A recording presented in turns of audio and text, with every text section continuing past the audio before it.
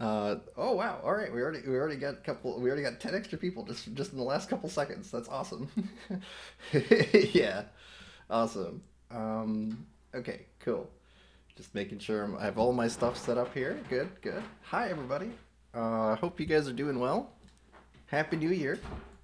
Um, it's it's it's going to be a lot of fun today because I'm excited to kind of go over everything that you guys have been doing the last 2 weeks because it's the holiday, right? And there's just a lot of people that are taking that time to enjoy it and do things they want to do that have been looking forward to do for a while. And turns out a lot of that is you guys generating things like comics and movies and all bunch of other things. I am I'm so excited to kind of go through all that stuff with you guys. But first, just for anyone who's new here, the thing is that like it's certainly true that as the new year comes, a lot of people buy subscriptions for Midjourney over Christmas. So if some of this is kind of like 101 stuff, just understand like I'm trying to get some new people engaged and interested in what we're doing here. So if some of it is a little, like you've already heard it, because there's a lot of regulars that come through here. Don't worry, we will get to the new stuff pretty quick after that. Um, the oh man, it's so nice to have you guys here. I really wish you guys had a good holiday, even if you don't celebrate Christmas and stuff. I hope you guys were able to take a break and just relax. I do want to do a quick little shout out here to Zero, particularly. She knocked it out of the park over the holidays and made a really fun New Year's celebration video for us. And I'll be playing that in just a second. But I do have to note ahead of time for Zero, just know there is no audio because of annoying Discord stuff, right? So I will be posting the video on my update log, which you can catch on my server. Um, the so You can join the server by clicking Is it inside of posted visits. anywhere? It's under the update log. That's where I posted it. But I'm about to play that video for you guys. I want to say too that the beforehand it was actually Zero that also started this a little like Christmas gift exchange that we did. It was just very very small. I mean, it was just the Alara, myself, Zero, Miss Nameless, and Lolo Soon. And the reason I gotta bring this up, by the way, is that is the fact that Miss Nameless here. I love how cocky she is. She's like, "I'm the gift. I don't need to bring a gift because I'm the gift." But I'll pause here for a second just because I see Zero. It says she can't see the stream. The stream is not working. Okay. Hmm. Um. Okay. The stream is not working. Interesting. Okay. All right. Let's just give it a second here to figure out what's going on. Uh. Oh, so it's not just me. I had to reload Yeah, it's Discord. just a black screen. Okay. Okay. Um. It's That's interesting. Okay, so that isn't the case for me, but if let me restart my.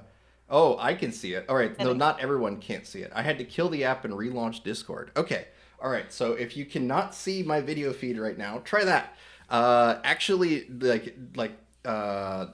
disable Discord itself, like in your like sometimes you have to force close Discord completely or use the taskbar on the bottom right if you're on desktop to yeah to completely close Discord and then reopen it.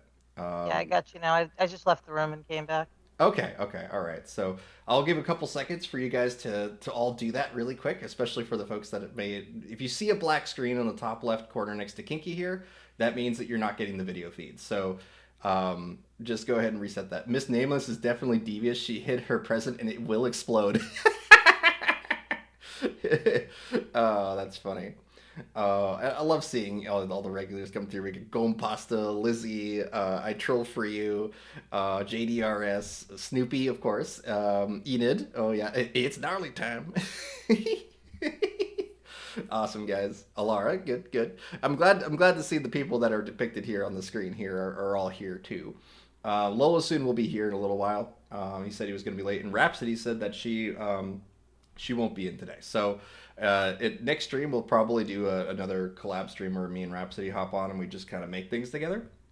So That should be fun.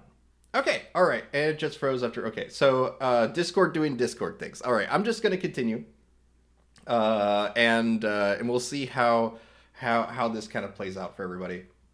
We're almost at 50 people here, so I'm just going to say real quick a quick little intro. My name is Victor Gnarly. I am a former visual effects artist for Cartoon Network. I worked on shows, mostly Adult Swim shows like Robot Chicken, Moral Oral, and various other stop motion shows. And thanks to the good graces of Midjourney, I am here to discuss character workshop stuff, just basically exploring characters inside of Midjourney, but also to help you with your projects, to make things together. I make a lot of comics. I make a lot of webtoon stuff, kind of stuff that you guys can check out online. But if you want to immediately, get updated and participate in the community that we got going, just click on the join button in VC Text.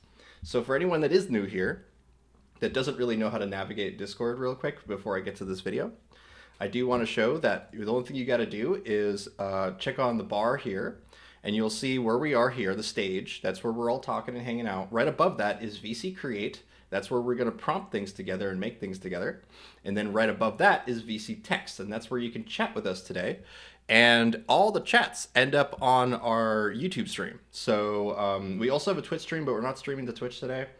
But all that stuff kind of gets cataloged and saved, so that if anyone wants to like go back and check on on these streams, you're welcome to catch them on YouTube. Yeah. Okay. All right. Let's get this video started. I think this will be fun. So I'm just gonna kind of play this in the background a bit while this goes on. There, like I said, there won't be any audio, but it is super fun. Thank you so much for making this, Zero. Let's see here. All right, I'll just turn that off for myself. Okay, so here we go. If you don't mind, Zero, can you explain inside of VC Text what AI you used to make this? I'd be very curious to have that discussion with you. So this is just super fun to see all the characters that we've made that these are all real people in the sense that like they're all little original characters of people who regularly contribute to our server. They make they include their characters in our comics and all sorts of other stuff. So to answer your question, Ajax, we will be making comics and videos with our characters from Midjourney today.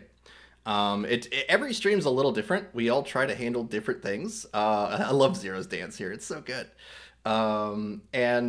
We basically help people give purpose to their Midjourney accounts by either doing like self-expression storytelling or just like making cool things together.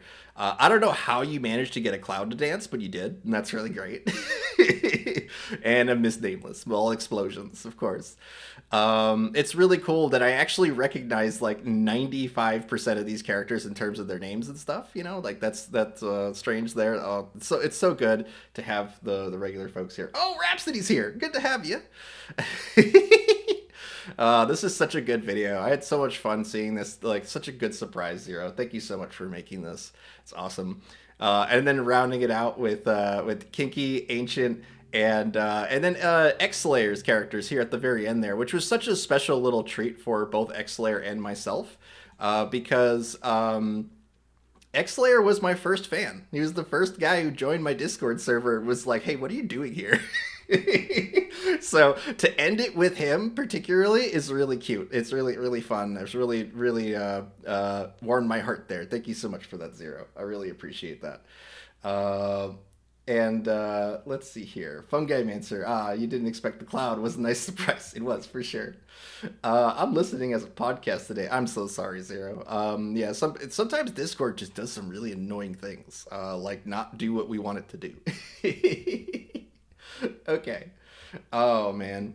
So at this point, guys, you might be noticing that there's all sorts of, what is it? There's all sorts of different, like, different services that we can take advantage of to make videos like this. We have like Kling, you have Pika, you have all sorts of other AI video stuff, and we'll probably mess around with some of that today, just to kind of give people an idea of what you can do with Midjourney. or at least the images that you make with Midjourney.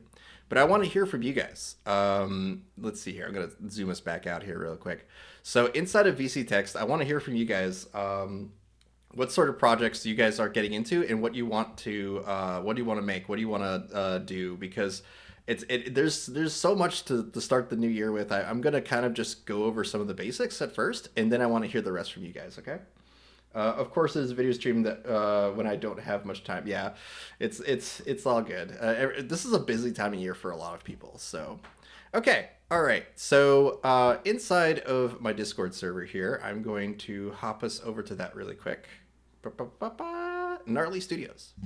Okay, so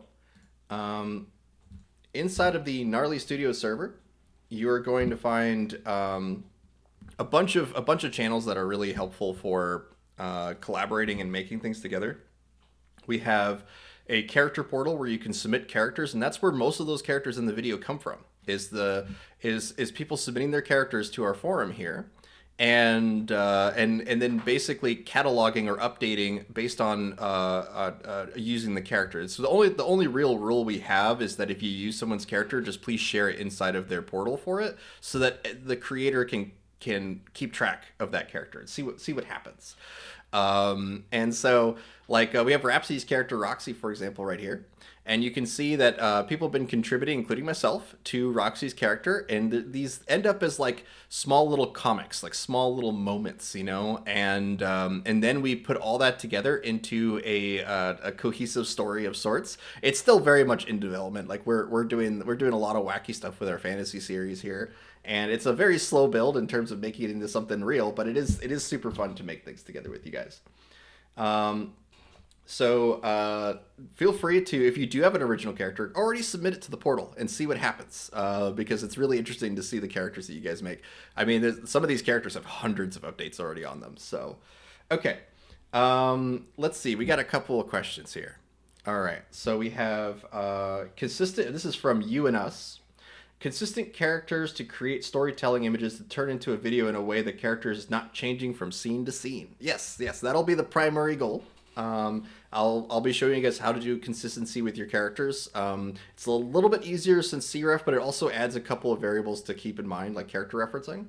Let's see. Also, Lizzie said I should make a character sheet for a little so it seems character I made a while back. Ponder. I have to find it again though. Yeah, Lizzie, the little patchwork character. I think I remember that one. It's pretty fun. Okay.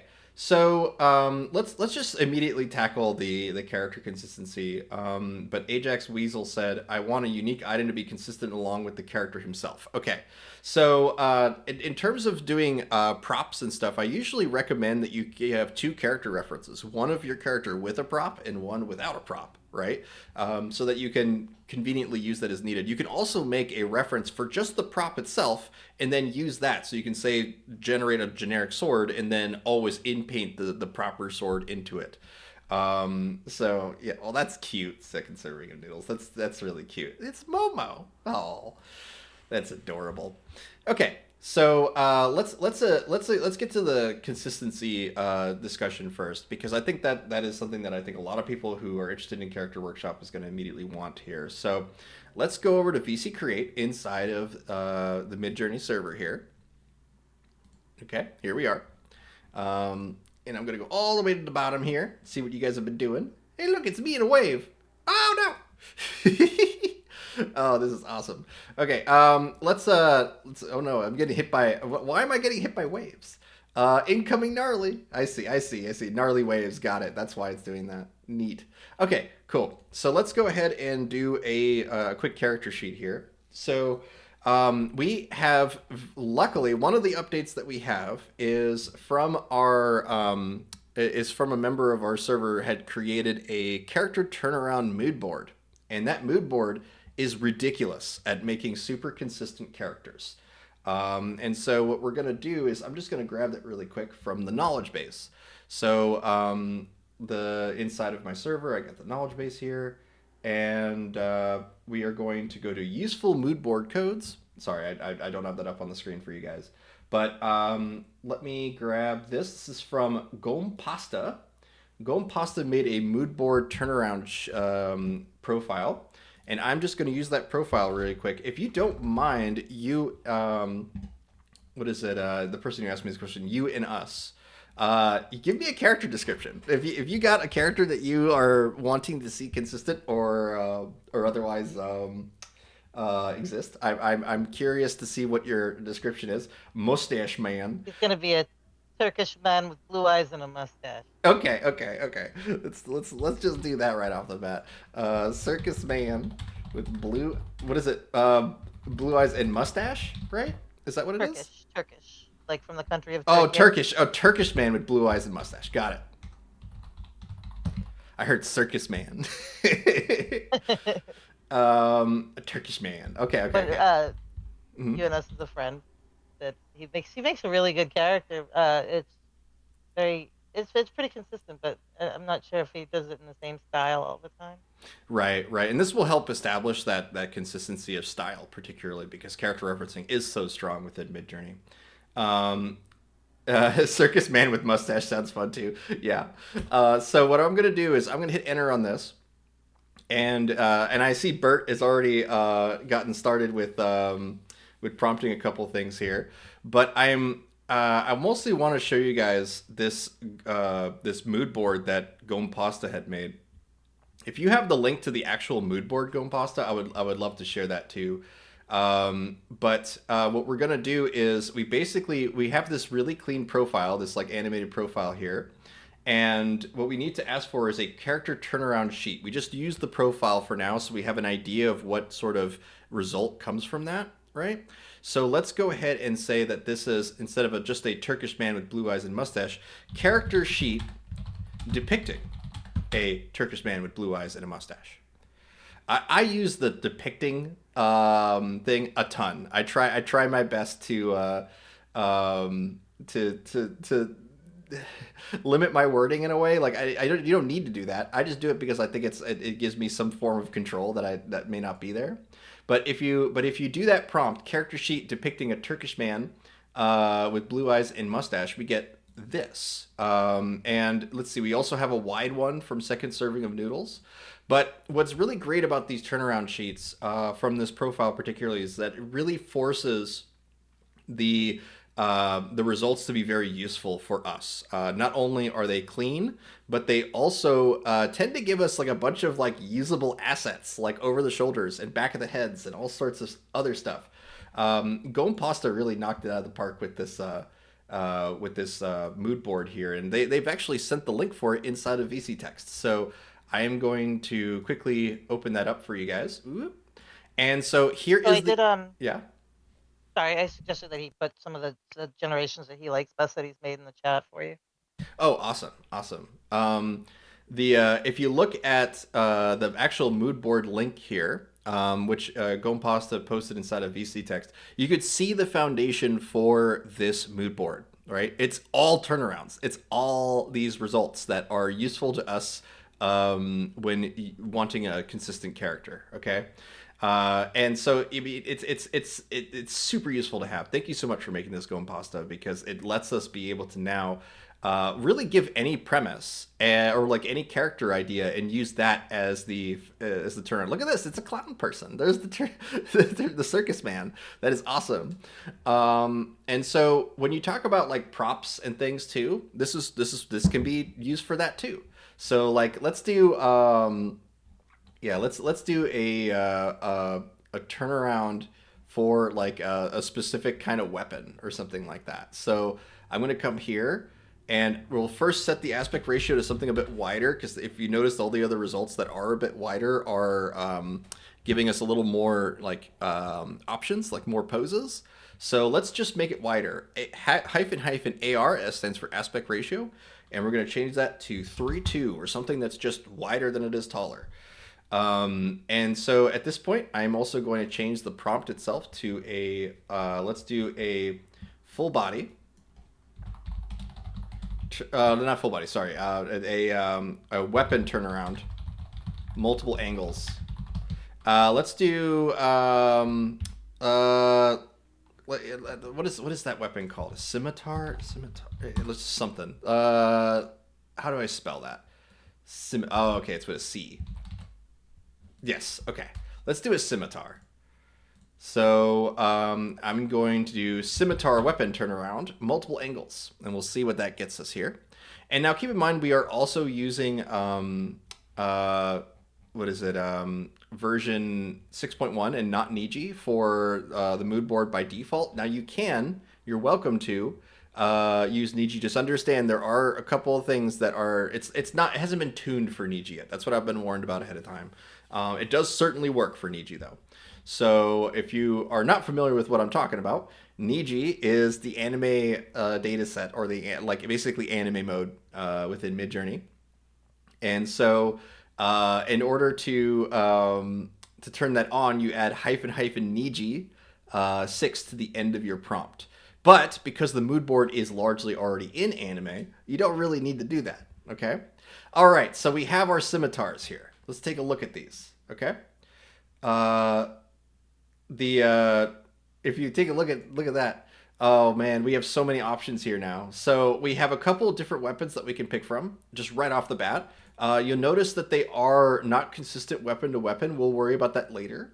But what's neat about this is that it lets us kind of quickly cycle through all the options and see what we want our character to have, right? So we can say, oh, it's not just a katana, but like a long, so on and so forth. It's very very cool to be able to quickly get these poses and options for us. So now we can take one of these weapons, put it on our character inside of an image, and then prompt with that.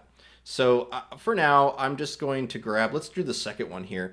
You guys are going to see me picking the initial results on a lot of these stuff just because I'm trying to, make this stream happening, going and happening.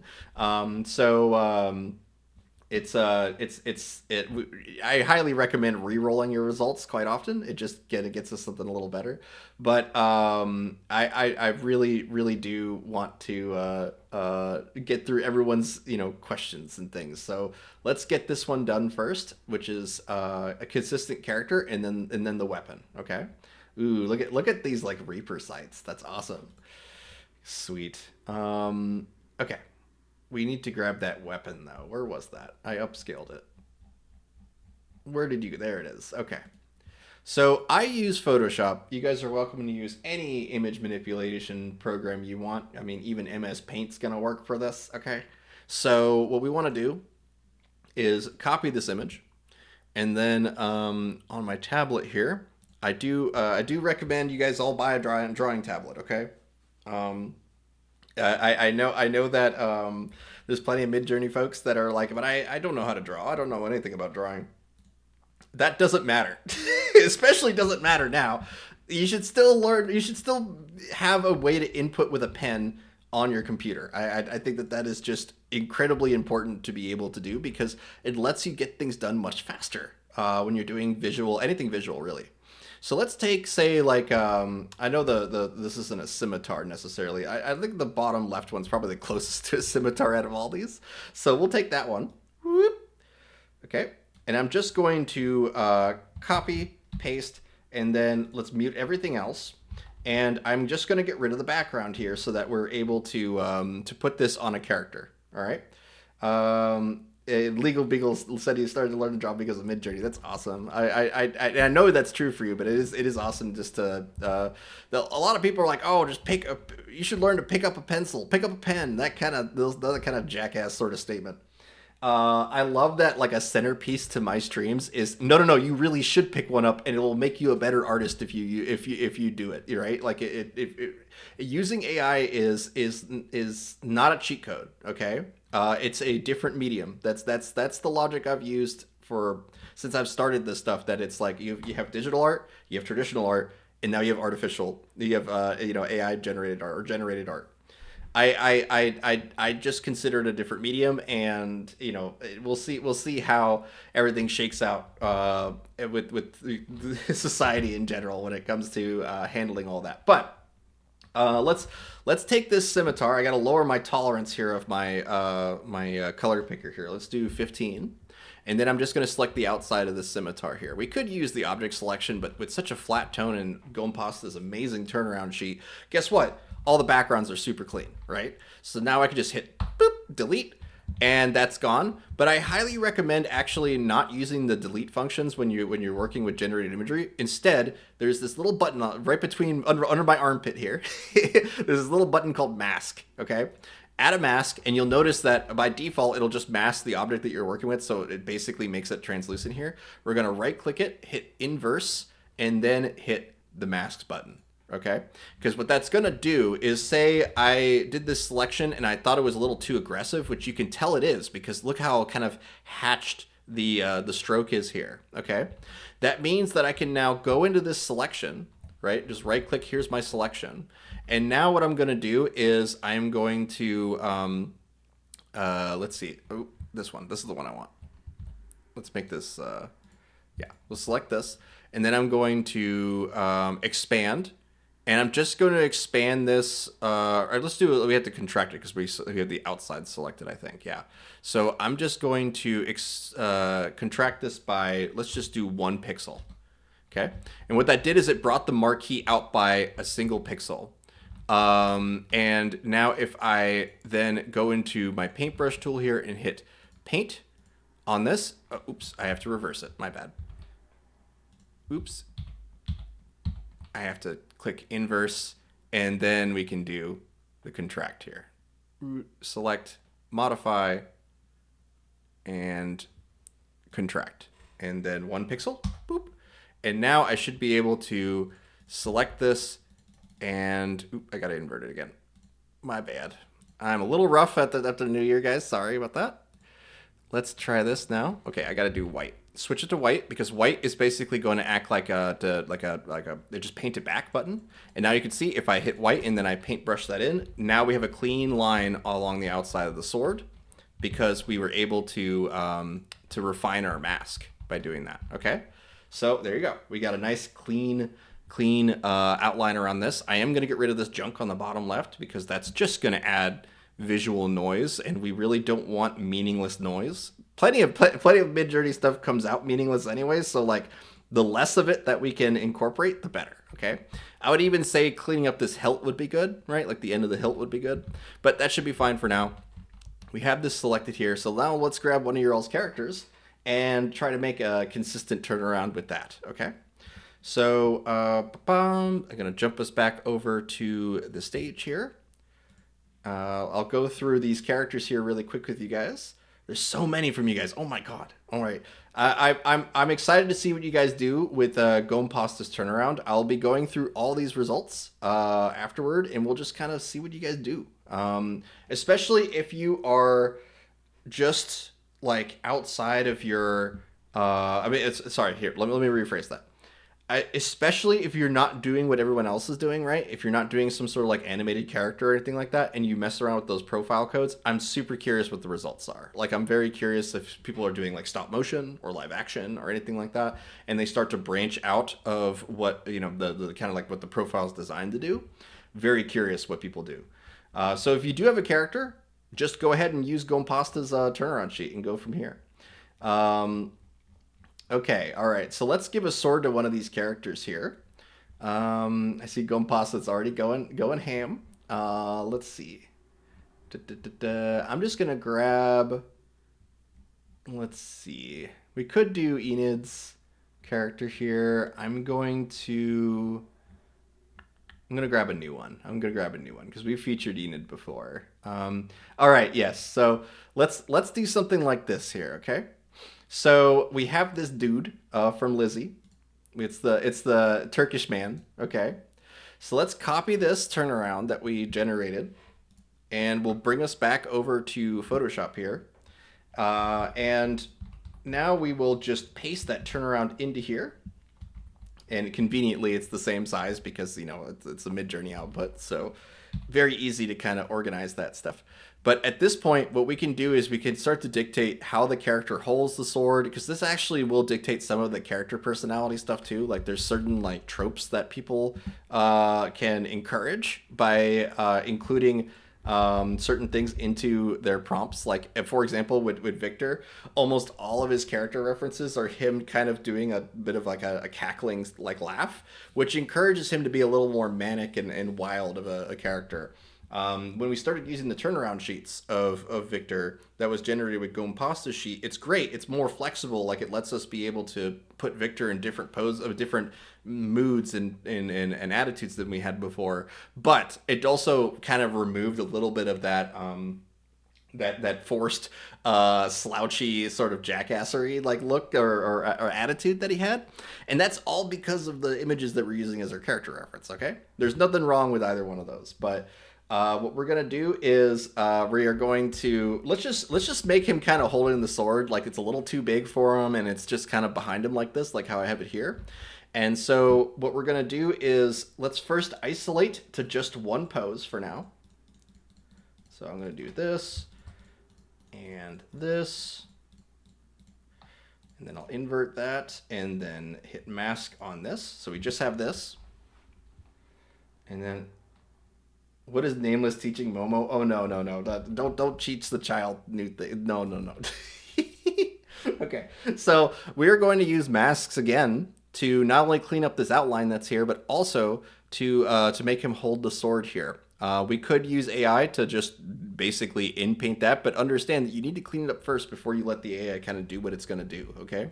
So I will bring out my, my tablet pen here. I will go to the mask for the sword by clicking this little doodad up here. And then we will click on the pen, and I'll shrink my brush down real good. Let's do like 6. And then I'll make sure it's on black, which means like erase in masks. You can also use, you don't have to use true black, by the way. Like if you use like a gray tone inside of your masks, like something like this, right? It's going to do like an opacity to it. So there's a little bit of the sword still bleeding through based on how black the color is. That's how masks work, okay?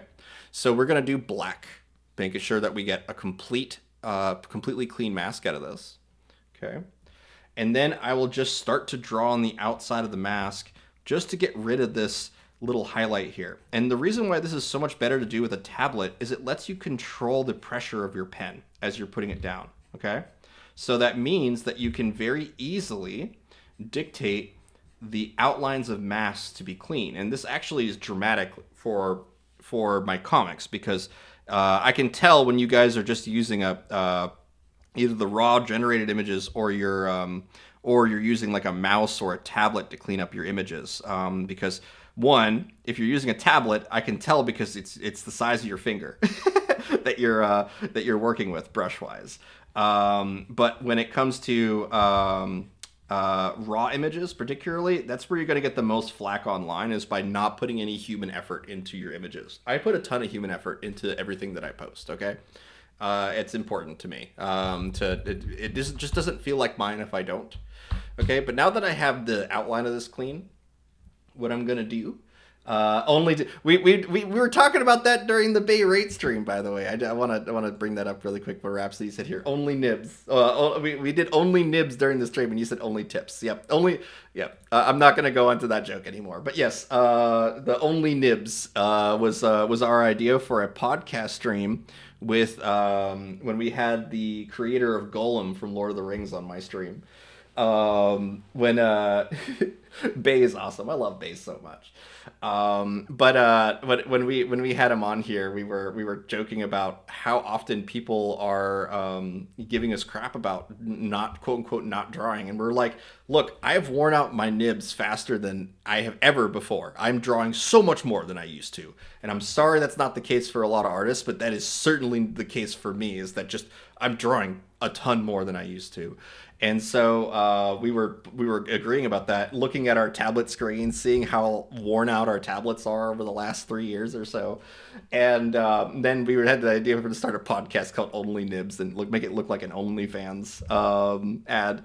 That was a lot of fun, but yeah, you can catch that stream over on my YouTube channel. It is my most popular stream video. Just because of Bay's on there, and it's just so much fun to be prompting and making things with him. Just the tip? Yeah, just the tip. Just the tip today.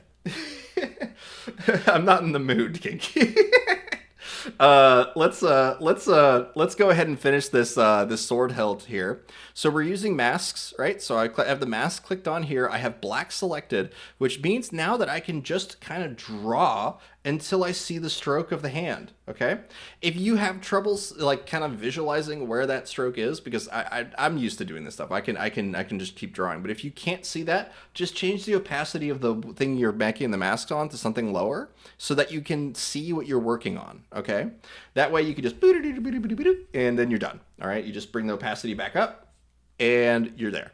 Now he's holding the sword. Okay. So let's zoom us out here. And what we're going to do is we just clean up the background a little bit. We're going to add a layer behind here and then switch this to white and then hit paste. Okay. Thanks to Gompasta's super clean sheet, there's not a lot of work outside of this. This is so fast. It's so fast to be able to do this because we get clean backgrounds, clean turnarounds, consistent turnarounds, all thanks to this profile code, this mood board. So, yeah, thank Gompasta for that, not me. So what we're going to do is we're going to compress this down into either a smart layer or just compress it down. I recommend doing smart layer, so right click and then click on convert to smart layer. Okay.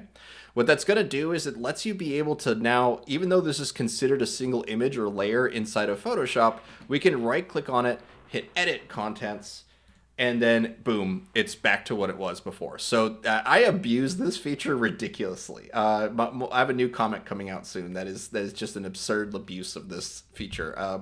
I had a comic that was like, I was like, how big is this comic now? And it was the Working for the Weekend series, right? So like I'm talking, 52 panels, 56 panels, something like that. It's a decent chunk of work. That was 48 gigs. 48 gigs in a single for a comic is ridiculous. Absolutely ridiculous. I had people that I was working with in the webcomic world that was like, how is 48 gigs possible for a single comic? And I'm like, oh, you have no idea how convoluted the generative aspect of this is, okay? So, like, for example, all right, if I were to say, oh, no, we want this guy to, like, this, okay, we got a producer that gave us a really shitty note, and he wants to see this made real, so we're just going to do this really quick to make the producer happy. This is super common in Hollywood, but okay, we're just going to paste this into here. Okay, and we'll just say, oh, you should have wings. So let's just go wings, man with wings. Okay. I promise I'm going somewhere with this, guys. I promise.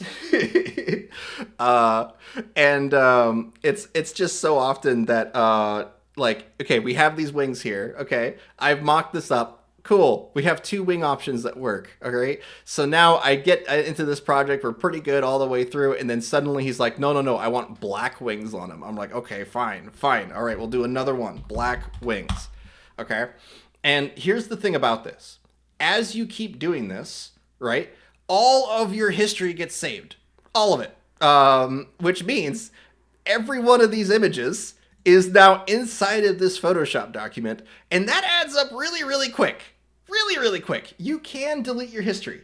You can delete your image history, but I've had things fail because of that. Okay, like I've had smart objects that reverted to legacy versions of themselves because I deleted the history. So I don't do that, which means that my hard drives fill up really, really fast doing this stuff. So what I instead recommend doing is to maybe use your own Discord server and use that as a file dump or something, because that helps a lot.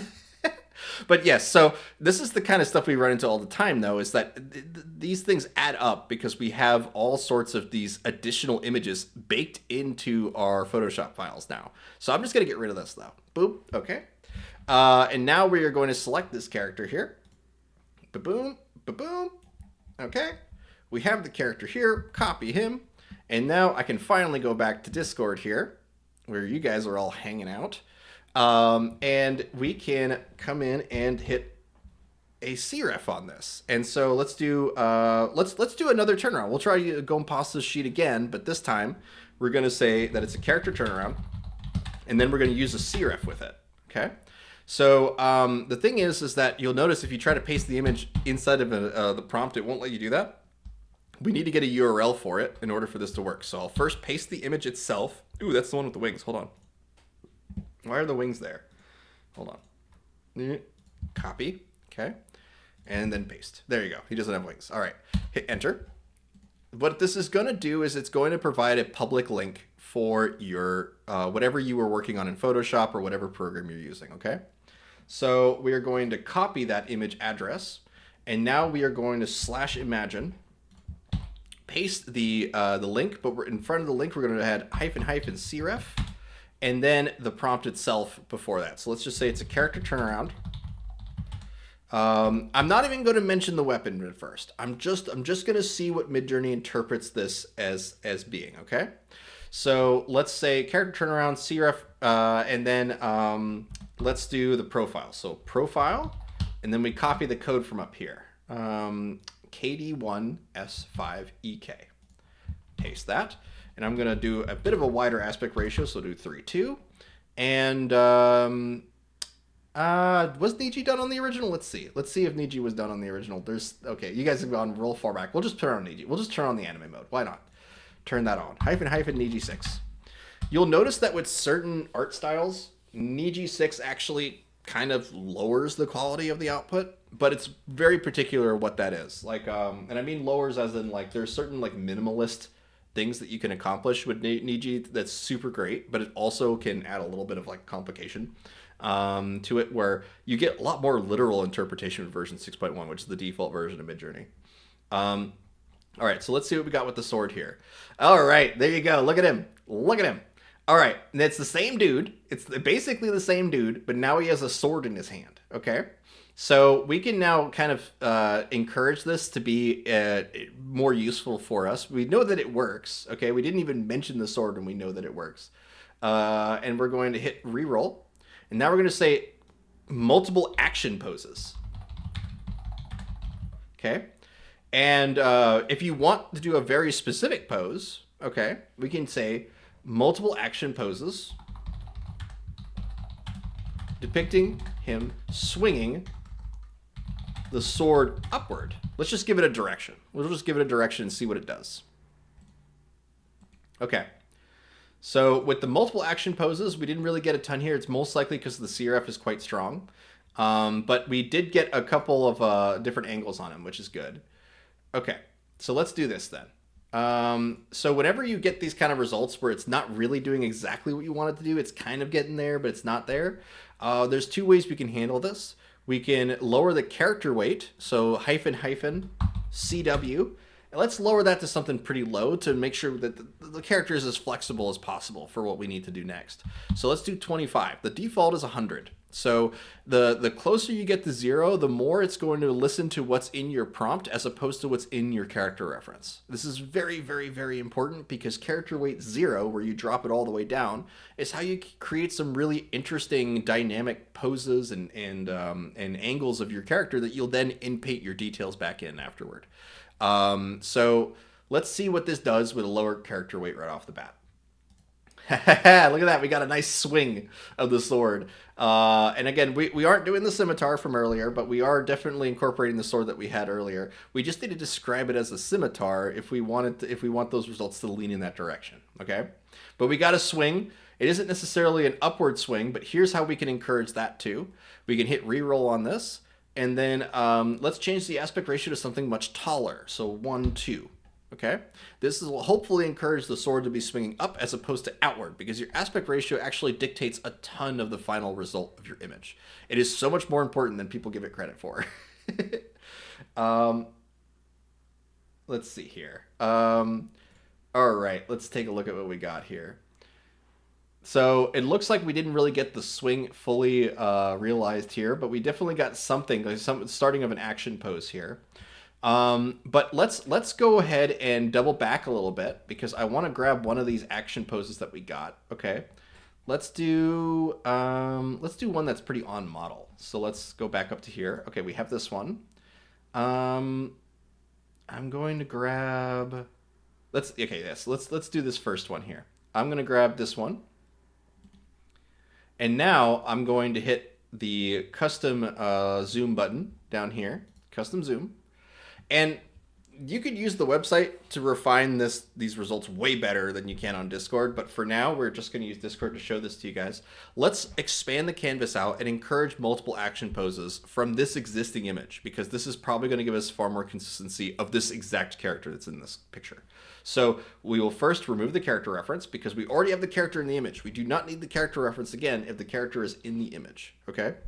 So we'll say multiple action poses, then we'll keep the profile in there for now, but we probably don't need it, but we'll keep it in there for now, and then hit submit. If it doesn't look good, then we'll recast that. Ooh, I like that character, Enid. I like the outfit there. Yeah, it's pretty cool.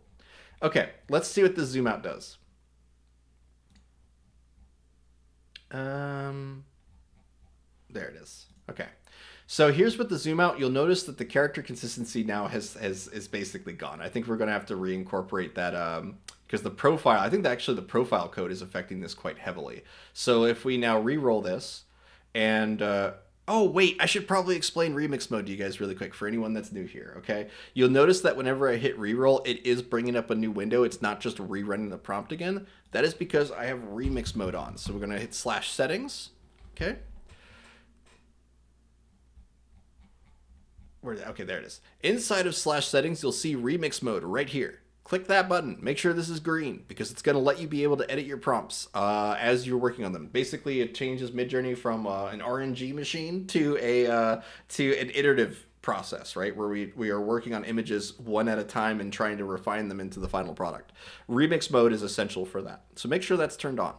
If you're on the website, there's dedicated buttons for remix and variation. So, okay, so now what we're going to do is go back up to our image here, hit reroll, and let's go ahead and get rid of the profile. But we're also going to do, I will talk about this trick more later. We are also going to change it from Niji to version 6.1.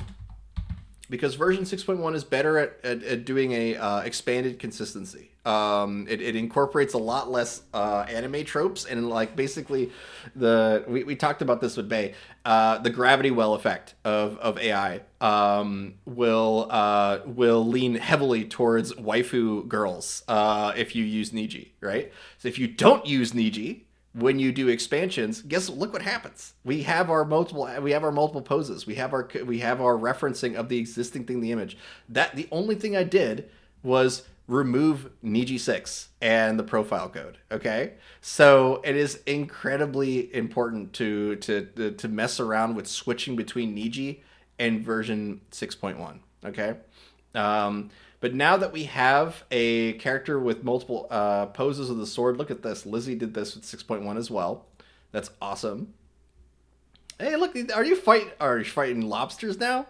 We had Shrimpmas over Christmas. If you guys don't know, if you weren't part of the last stream we did a whole Shrimpmas theme where there was a bunch of stupid shrimp memes that you guys made, which was great. But I mostly wanted to show you guys the power of using version 6.1 to do your expansions. And I've been doing this a ton in my comics because the comic panels come out so interesting and diverse and fun when you're using version 6.1. Okay. So let's go ahead and grab one of these poses that I made. I like that he is, there's like a back view of him here. Okay, let's do that one. All right, so now what I'm going to do is I'm going to hit Vary Region, and I am just going to select all the emptiness inside of this space here and see if we could fill it up with other useful things, okay? He's not holding the sword in this one, so I'm going to try to encourage that by doing this, and maybe we can change his pose here on this arm, just because his beard's a little weird here, so let's get that. And then we'll just rerun this prompt here with this in-painted negative space here. Boom. My Shrimpmas mood board. Oh my god, you made a Shrimpmas mood board, Kinky? That's funny. Let's check that out real quick. Look at all this Shrimpmas stuff from you guys.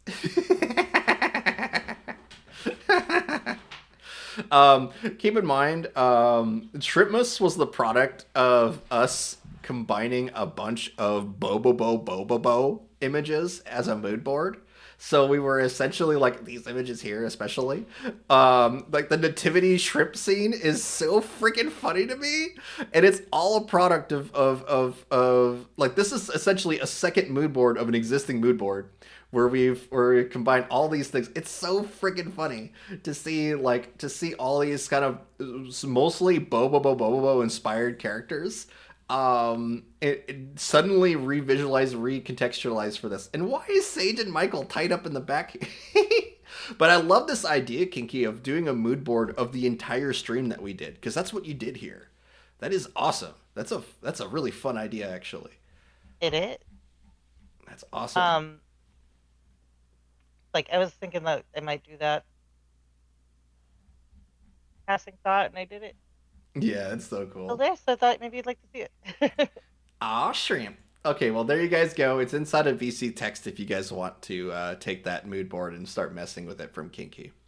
If you guys are not familiar with mood boards, you can come over to your Midjourney account. So you have to go to midjourney.com and then use the personalize button, and you can create a mood board with that. And the mood boards will let you be able to essentially hone in a very particular style for your own work, right? So we have one for like the fantasy project that we're working on here. So I have a couple of comic pages that I will not be spoiling for you guys. But we also have a bunch of pages or a bunch of images that you guys have made set within the fantasy world. So that means that whenever we prompt with this code, right, we end up with images that look like the comics that we are going to be making, which is awesome. It's just so handy to be able to be like, oh yeah, yeah, I want to tell a story with this little like the little lizard flaming dude here. It's just so fun to be able to copy a code and suddenly be able to do that. So let's check on VC text and see what you guys are talking about really quick. I want to catch up with you guys here. Let's see here. Okay.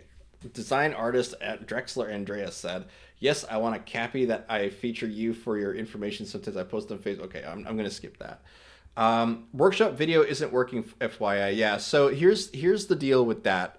If for anyone that is coming in here that is just listening to me like a podcast right now, there is a video feed, but you have to close Discord and reopen it. There is, let's see here. It is certainly true that there is Discord issues today, sadly, for the start of the year, but we will, that's just Discord being Discord, okay? It happens. The turnaround didn't do claymation very well, but I once had a turnaround. A number of variations got us there. Eventually, the sword guy is holding the sword backwards. Yes, he is very much holding the sword backwards. But I mostly just wanted to show the process of expanding a character sheet because that's really where you get the most value out of it, right? So you have like these. Let's see here. I'll scroll down a little bit. Try to get some other poses here. That's right. We did our in painting here.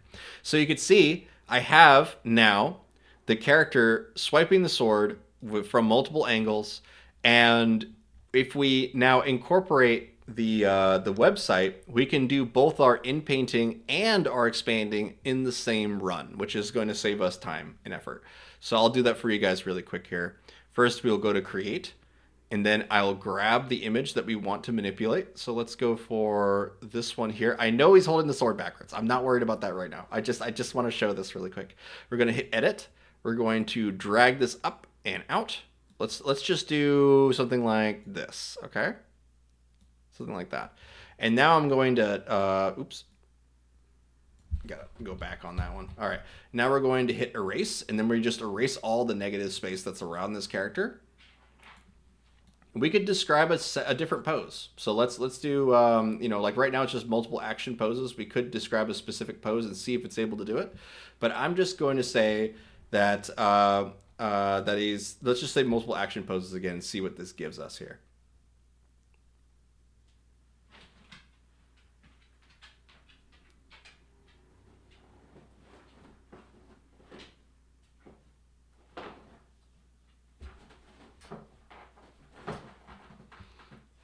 All right, let's see here.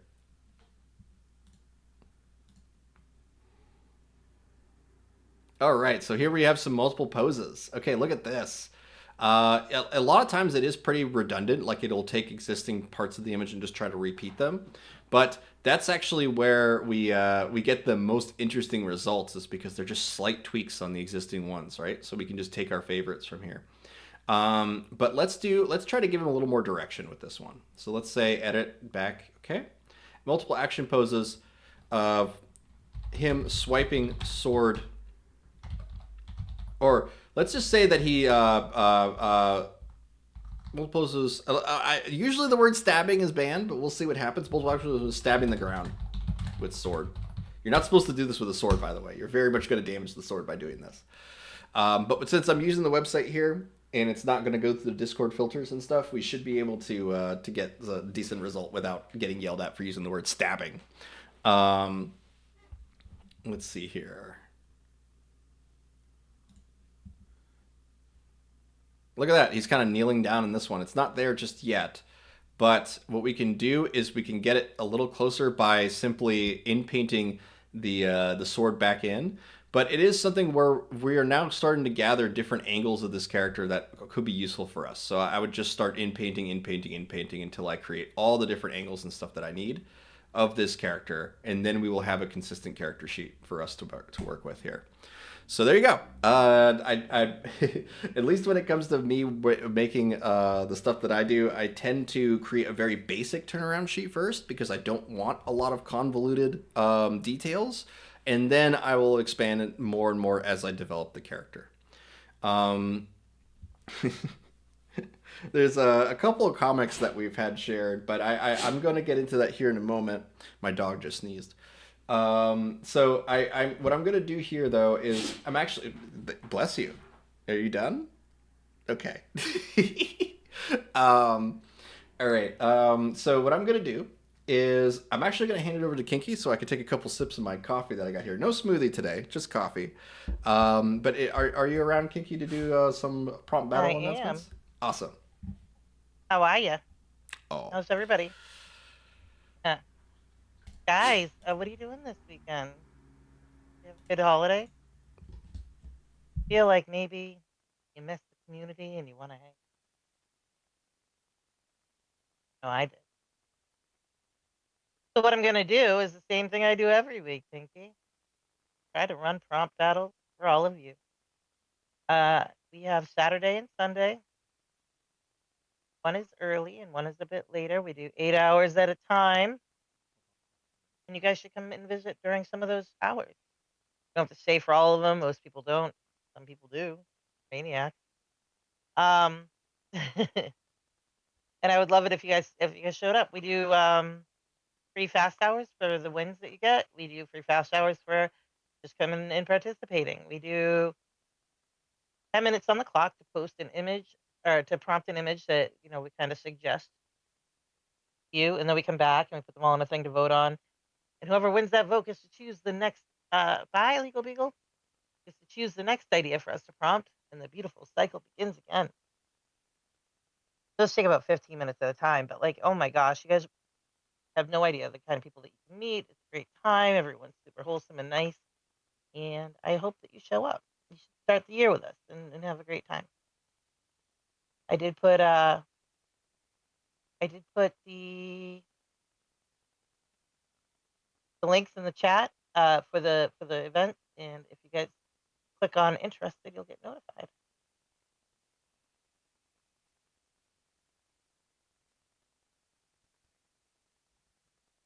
Well, thank you for that, Kinky. Sorry, I was finishing my thought, but like sorry, I was reading something under what I wrote. All good. But yeah, come and play with us, and I will get off the mic now. I appreciate it, Kinky. Thank you so much. Bye bye. Yeah, and while that announcement was going on, we did get him stabbing the ground. It's two different poses of him stabbing the ground, by the way, and we're gonna have to inpaint the hand to be a bit different. But there you go. It's amazing what version 6.1 can do to recontextualize the existing data that's inside of your image. Okay. So I can't, still can't seem to enter Victor's patchwork. Okay, so I know some people are talking about patchwork inside of text. So because there are probably a handful of new people here, we will also go over the patchwork really quick because Patchwork is something new from Midjourney that they released a couple weeks ago, just before Christmas. And so if you go to the Gnarly Studios server, we actually have a link for it there. So let me grab that first, and then I'll post that inside of uh, uh, the VC text for you guys. So if you go to the update log, right, where you can see our Zero's celebration post for New Year's, if you scroll up, you will find the patchwork. And we did a video describing, like, kind of doing a big demo of patchwork. It was super fun having 60 people inside of patchwork all at once making things together. So I'm going to grab the link for it here. I'll paste this inside of VC text for you guys, and then we will load it up. And so, for anyone that is new to Patchwork here, ooh, I better take this off screen really quick. Hold on, tablet. I'll be right back. Let's see. Log in with the Googles. I didn't want you guys to see my my login info really quick. Just a second.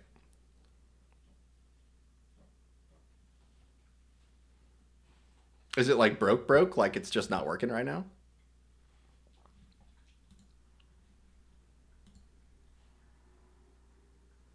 That might be the case because it is not loading for me right now. Oh no, it's accessing it. Patcher's gone forever. It's gone forever. No. I was Let's. actually told that it was broken for the broken over the holiday. Oh Just yeah. availability. Hmm. Yeah. The what is? Okay. Yeah. So there you go. So we are definitely still broken when it comes to Patchwork. That's unfortunate. We'll explore that next time.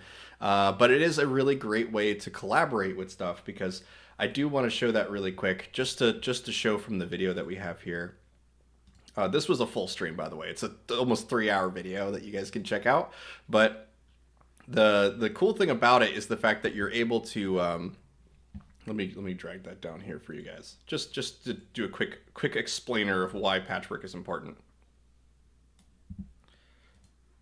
So if you notice from the stream here, you're able to essentially have a multiplayer Midjourney experience where everyone is on the same kind of like infinite canvas together, and we can explore each other's projects, each other's worlds in real time, and make things together in real time. It's super neat, but for now, it is down. So we'll wait on Max to update the patchwork to get that working again. But every one of these little names that are floating around that are moving, that's real people just kind of exploring the patchwork here. So we'll save that for next time. All right. Okay, let's hop ourselves back over to the Discord here. Okay. Now I'm gonna check what you guys are chatting about. I had to switch to Chrome to use it. Oh wow, yeah, I've been using Chrome on that since the beginning actually. Uh, so I'm not feeling bad now. Yeah. Let's see. I'm on Chrome and still can't get it. Discord is breaky. Patchwork is breaky. I am breaky. I hurt my foot. Oh no, you hurt your foot? No. And my car is breaky. Lots of breaky. Oh no. I'm sorry about your car and your foot. I hope nothing else is breaky. The, you don't want an achy, breaky heart, for example. Uh, okay, all right. So let's go ahead and ba, ba, ba, ba. I'm going to jump us back over to our our server here. Boop. Okay. So at this point, oh no, I don't want to talk about that. I'm so sorry though, Gone Pasta. That'll do it. That'll definitely make an achy breaky heart. I'm sorry. Let's go ahead and I am gonna take your character really quick though, Golem. Okay, because I do think it would be kind of fun to prompt something here. So we are going to go to the character portal inside of the Gnarly Studio server. We can search in top here for things made by specific users, right?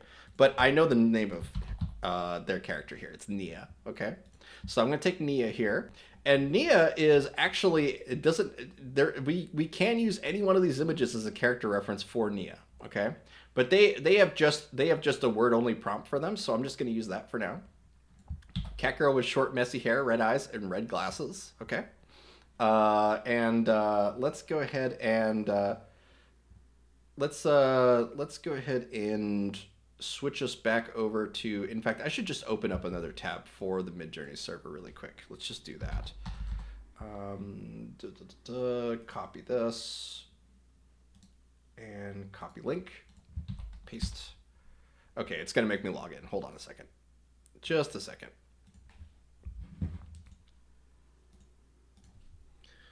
Now I gotta use the authenticator 35528.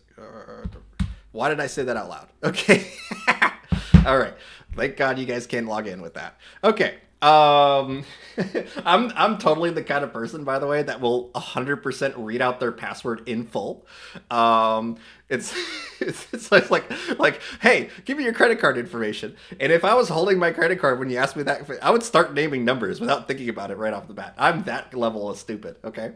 But let's go ahead and open up here, and we are going to prompt with Nia's character here, and yeah. Sorry, one second. Draxler, if you can hear me, I just want you to know that if you continue to upscale people's pictures after you've been asked not to, I will have action taken on you. Thank you. All right. So let's go ahead and hit hyphen. Let's just paste Gompasta's information here. So we'll do Catgirl with short hair, messy hair, red eyes, red glasses. Okay, DG6. And then we will prompt that inside of VC text, VC create with you guys. And I'm going to Catgirl with short, messy, red glasses. And then I'm going to, let's do a multi-prompt really quick. Let's see what it does with a multi-prompt. And we'll say stubbing her toe. What should she stub her toe on? Go and pasta. How did you get yourself hurt? I'm sorry to ask that, but we need to be accurate here, okay? If you hurt your foot in a way that's really dramatic and upsetting, I'm sorry if I'm triggering you right now. But I'm just let's see. I woke up, my foot was hurting. Literally no cause. Okay, all right. I'm gonna say stubbing her toe while sleepwalking, and then we'll do colon. And then that separates the prompt in what is called a multi-prompt. So I'll zoom in for you guys so you can see what this looks like. It is stubbing her toe while sleepwalking, Catgirl with short, messy hair, red eyes, red glasses. What this is essentially doing is separating the prompt to have two separate concepts inside of here, okay? And so when I hit enter on this, it's not going to convolute between those two separate ideas, right? But it'll oftentimes create weird mergers and mixtures of things. So we'll see what this does. And then we have Victor handing an oversized credit card over Speedfield. Here, take this. Yes, please take all my credit card information, please. Okay. All right. So as you see here, we just get a really kind of like there's nothing described about my multi-prompt really in here at all. Okay. You just have a girl who's like a little bit upset, like nothing too crazy here. So why don't we try this with a character reference really quick, just to see what the difference is in the results. So we'll grab Nia here. Let's just grab this first image of her here. Copy address. I'll reload this, and instead of using the multi-prompt where I describe the character, I'll replace the description with the cref, okay? But now we are going to do a CW of 0 in order to encourage, because when you have a character weight of 0, it's really only going to look at the face and preserve the face and maybe the hair, maybe. And so what this lets us do is it lets us really maximize what the intent of the prompt is with that. So, so we'll just see what it does with stubbing your toe while sleepwalking. Okay, yeah, we got it here. All right, so we got number 3 here. And so the thing is that she doesn't have her red glasses, but this is what the power of character weight 0 lets us do, okay? Now we have a pose that more likely represents what I was intending this image to be, right? And so it's just a girl with a hurt foot. I didn't really get the sleepwalking pose necessarily, but this is fine. And now I can hit vary region. And we can do this a couple different ways, but because this character is mostly just a word-only prompt, right? So let's say that now it's a cat girl with red glasses. And I will drop the cref entirely. Actually, I'll keep it on there, but drop the character weight. I want to make sure that it's as 100% as we can get it. I like the scream with the cat teeth too. Oh, it's so cute. Look at the little teeth. Oh, that's so fun. Okay. All right, there we go. Now she's got the red glasses on. So now we can hit 3 on this one. We'll upscale that to 3. Character weight? Yeah, no, don't worry about it. When it comes to, I recognize that for some of the female characters too, they're like, I don't want more weight. Okay, all right. Let's see what we got here. Is that Crater? Oh, it's a crater. I knew that was Crater Lake. I knew that was Crater Lake just based on the generated image there. That's hilarious. Okay. So let's see what we got here when we upscaled this picture. Okay. So now we have her like just generically with glasses on, but she doesn't really have that expression anymore. Okay. We had in the previous version of it, you notice that her eye is a little closed here. So we have 2 ways we can handle this. We could re-roll infinitely. We could just keep re-rolling this. We could add an expression to her, so we could say, hey, let's in-paint this, but now that we have the red glasses, we could just say that she's like in pain, right? Where Catgirl in pain. Visibly in pain. Let's do visibly in pain. And then get rid of the character reference, because the character reference will overwrite the emotional direction of your character. This is why it's important to have the character sheets with multiple expressions, right? So if you need your character to be angry in a specific way, like whenever she's angry, she's showing her little cat teeth, you need to have that as your reference for that moment. But for the sake of what we're doing here, Catgirl visibly in pain, we'll see what that does. But I have a better way to do this, a way that I like to do it anyway, which is if I have a result from a previous version that I like, and I have a new version that I also like that I want to combine those features into, I can actually do that inside of Photoshop. So let's take both of these images. So we have this first one here, and the second one. I'm not going to worry about upscaling, guys. It's just not really worth the wait for you guys. But what I'm going to do is I'm going to load up Photoshop here, and tablet. Okay. And now we are going to take our original image with the wrong glasses, but the right expression. We're going to hit new, paste that. And now we're going to take the second image, the one with the correct glasses, but the wrong expression, and paste that over it. And because Midjourney images are all, like, as long as you didn't change the aspect ratio, they're always going to be exactly the same, like in terms of overlaying them, right? You can actually just turn on and off the differences between the in-paints, okay? So now I can come into here using the mask that I was talking about earlier, this little button down here. I'm gonna click mask, and now I'm gonna use my brush to replace only the eye that's inside of the red glasses here. And we could probably fix up the rest of the glasses up here. So let's take the brush out, switch on over to the mask here, which is the image just to the right of the layer here. You can see this is the layer, this is where you would draw. And then if you click this on the right, that's where you draw the masks, okay?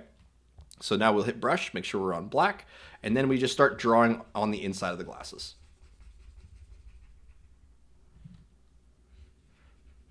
And this is so much more effective than re-rolling the RNG machine of Midjourney until you get the result that you want.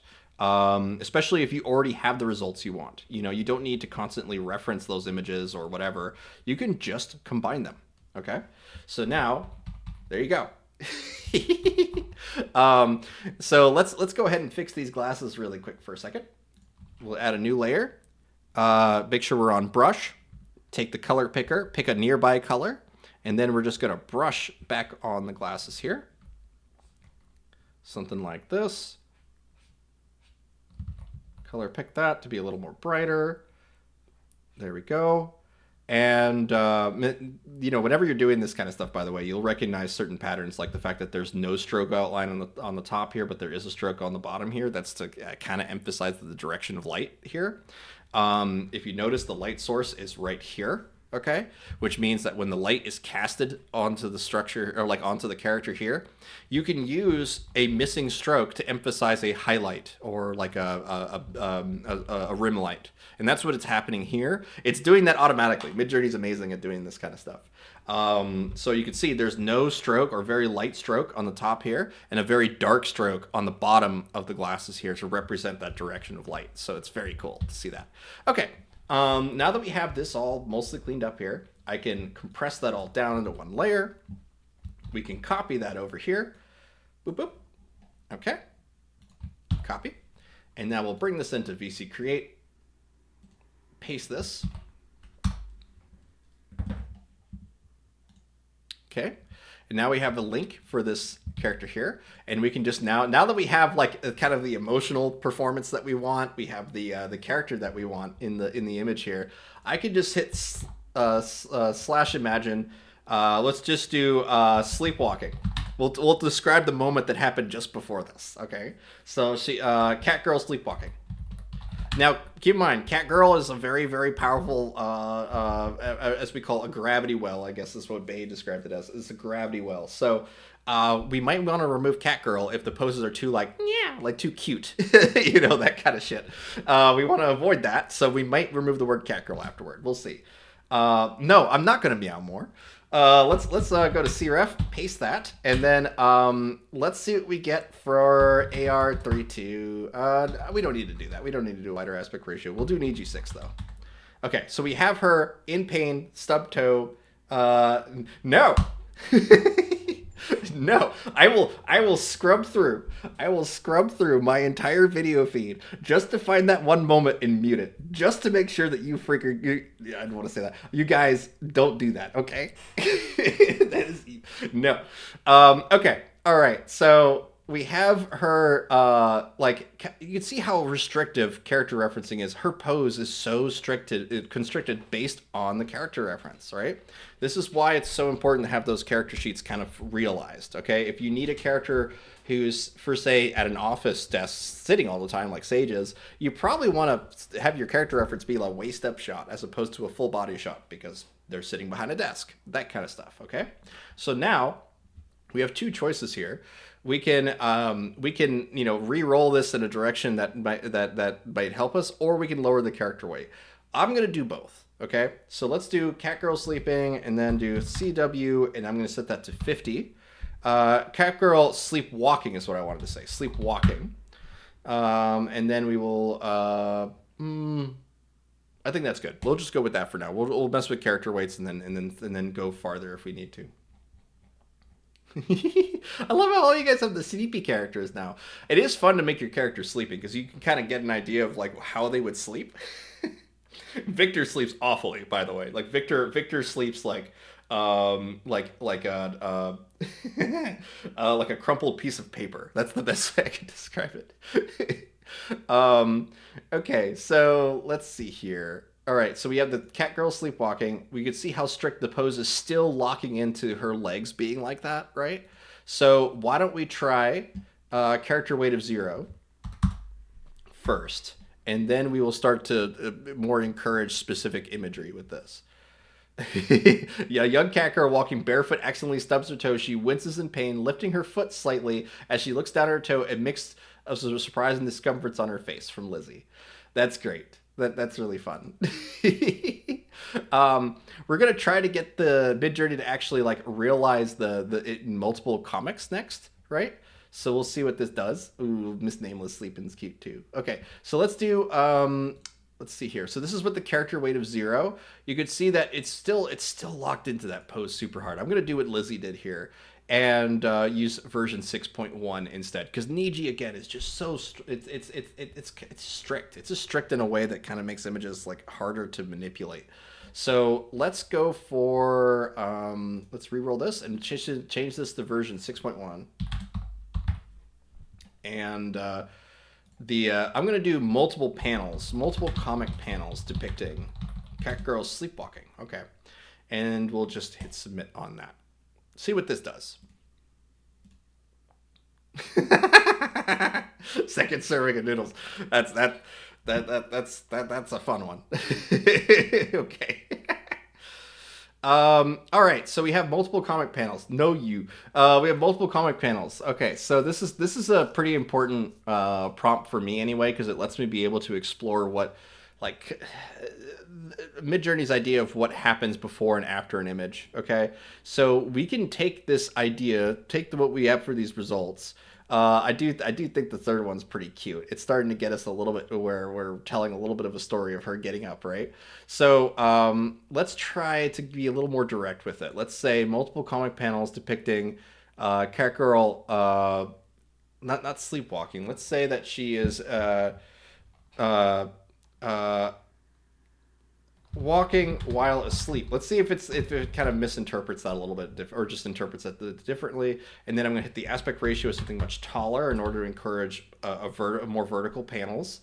And let's see, what else can I do here? I'm just going to hit submit for that. We're going to go from there. I noticed, by the way, I've noticed every time this happens, mostly because Ancient is a big cat boy, cat girl person. I do notice that whenever we start to mention cat girls, there's a portion of the audience will disappear.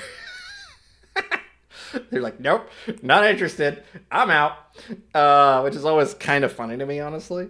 But okay, let's see here. Multiple components with Catgirl. Okay, perfect, perfect. All right, so if you notice, the first one here is pretty cool. Like we have her actually sleeping while standing, which is important for what we need to do next.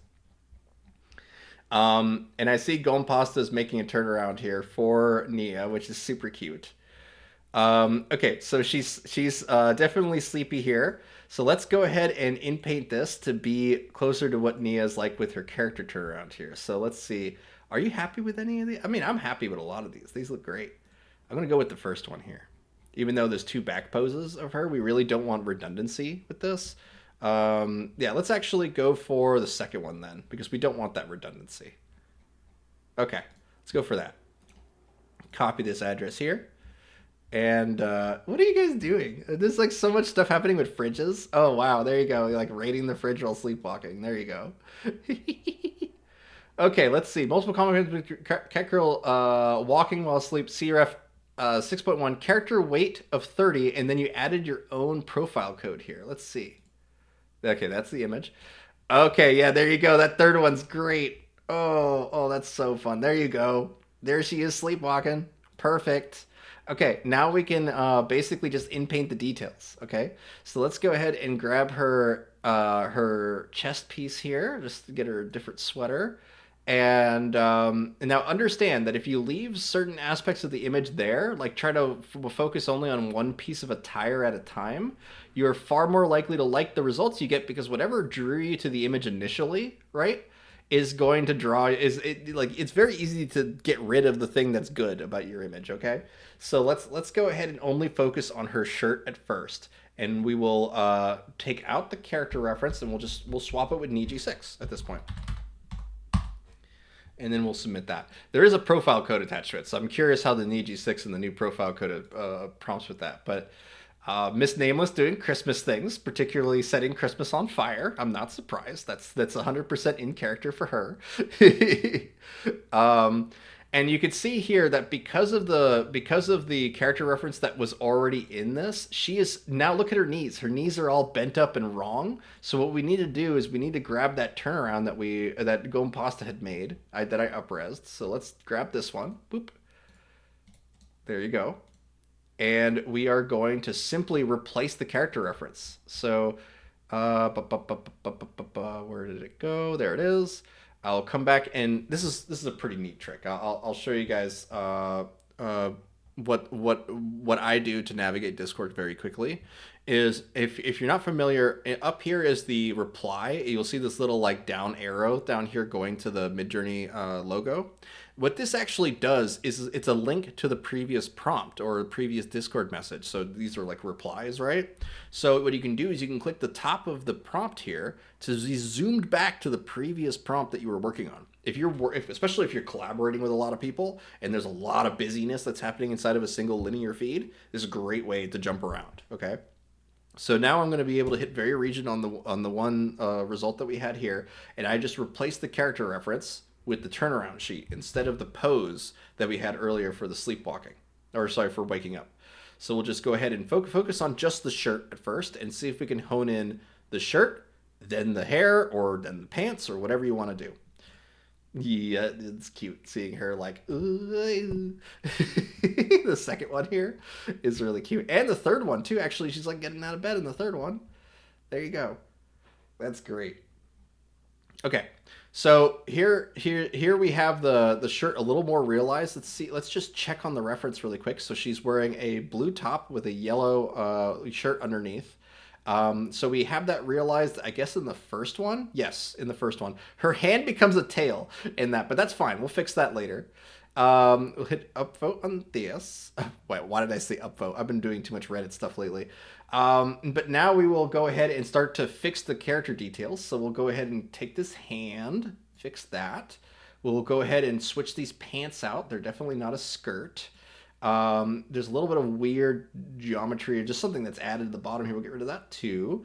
And she needs a tail, so we'll just go ahead and sort of in paint around the butt a little bit. There you go. And yeah, we'll just take it from there and see what this do. Okay. It describes it as a cat girl, so hopefully we get a tail in there. If not, we can always draw one in there. Okay.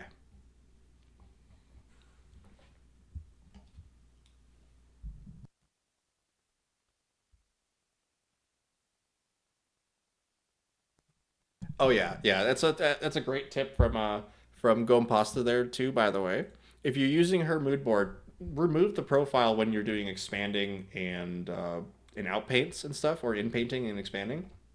Just because the profile code has a very particular purpose, and yes, she was, like she said, she was learning the mood boards when she made it, so maybe there's some tweaks that can be made, but that's fine. It's so much more useful as is than anything else. So I'm more than happy with that. Let's go ahead and upres the second result here, and then I left a note for the support because of Patrick. Okay, thank you, Boken. I appreciate that. Um, Now we have her like sleepwalking. Look at her hands; kind of look like she's like aimlessly like darting around. Right? This is great. This is super funny. And this would also be an example, by the way, of where I would just paint like in Photoshop. I would just replace these glasses as red. I wouldn't go out of my way to in paint these because the eyes are already perfect for me. Like this is sleepy, right? Um, Now, granted, my wife's cousin does sleepwalk, and he sleepwalks like I think most people do, wide eyed open. Like they don't normally look like they're sleeping when they look like they're in this weird zombie state of where they have the 1,000 mile stare eyes, right? Where they're not really looking at you. You could tell that they're not there. It's really scary, actually. But no, this whole like I'm this close-eyed, kind of wandering through the dark look, right? That would make more sense if she like only had an hour of sleep and needed to get to work, right? Like that kind of thing. And so we can expand on this and try to emphasize the stubbing of the toe at this point. So I will actually do this inside of the Mid Journey account because there's just some really fun stuff you can do with the new editor here. So let's go ahead and re-roll this, or sorry, reload this. I have the comic here. I'm gonna hit editor, and then let me zoom in. And then inside of here, I'm actually going to drag this down to the tablet because this is going to require a full screen experience for you guys to really see this, okay? So we have this here. Here, this is my tablet screen. And what we're going to do is first, I got to get rid of myself here because I am blocking this. Let's go. I'll put myself over here. Why not? Flip myself over really quick. Transform. Flip horizontally. There we go. And now I'm in reverse mode. Uno reverse. Okay, so what I'm going to do here is I am going to use the new editor by hitting open in full editor. Boop. Okay. What this does is it gives us a better interface for, and I'm blocking that interface. Okay, let's do this. Okay. So, what I'm going to do is mess around with this new editor to kind of force new panels into here and see what it does. Because we can now grab these borders like so. So let's say here, let's grab to about here. I like to go until about the picker, like the cropping tool is about halfway. This kind of helps me represent where the middle of the comic panels are and give us enough room for the other panels. We will get rid of the profile code because we already have tons of information in the image already about like the style and the shading and the lighting, all that sort of stuff. We really don't need the profile code. I will get, I'm going to, I almost always get rid of the character referencing when expanding, but the most important thing in my opinion is to switch this to version 6.1. So we can now say what's happening next in here. We can say that she stubs her toe. Multiple comic panels depicting her stubbing her toe on the corner of the bed. Let's see if it's able to realize. Let's see how much of it it's able to realize with this. And because with the new editor, all your edits show up on the right instead of in the same linear feed that you're working on. So if you are navigating a lot of stuff, prompting a lot of stuff like I am, organizing the difference between the iterative versions of my images and the final versions of my images is huge. Huge. It helps me work so much more efficiently. Look at her. She's getting out of bed on this one. Oh, she's in bed with this one. Yes. Okay, so this is what I was looking for here is just different actions of this moment. Like what led up to this, what's going around here. We have all these now. And so just to show you guys the difference here, what happens when I run Niji6 and do the exact same prompt, but we're going to run it with Niji, okay?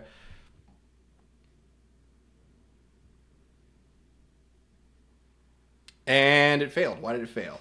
Images could not be found. It could have been expired. What? Okay, hold on a second. Let's submit this again. Let's do Niji 6 on this. So I'll come back over here, hit Niji 6. This might be just a little bug, guys. Sorry. Yeah, it's a bug. So I've had this happen before where it says, "Oh, we couldn't find the image." You just click on the original image up here and then edit your prompt and mess with it there. That usually fixes that little bug or whatever hangup that is. Sometimes it's like weird technical hangups that happen. But we'll let this render for a second here. It is fun to see. Look at her all sad. Okay, I'm so sorry that this is all a comic based around your actual real world pain, going pasta. But I'm having fun with it. I hope that's some relief. All right, so we'll hit submit of this again. Up here, Niji 6. Let's try that one more time. Are you gonna do it this time? I really wanted to show you guys why I don't use Niji 6 when expanding comic panels. So we'll see if this reloads, but it gives us much more consistency of the actual paneling work that's being done. Like you'll see here in just a sec, especially of the characters. Okay. So you can see here that with Niji 6, we have a bit more expressions, but look how much they just don't really make sense comparatively. Like they are just a head in a bed, that kind of thing. Compare that to version 6.1 where the space is more realized and she is actively doing things. Yeah, it's awesome for this.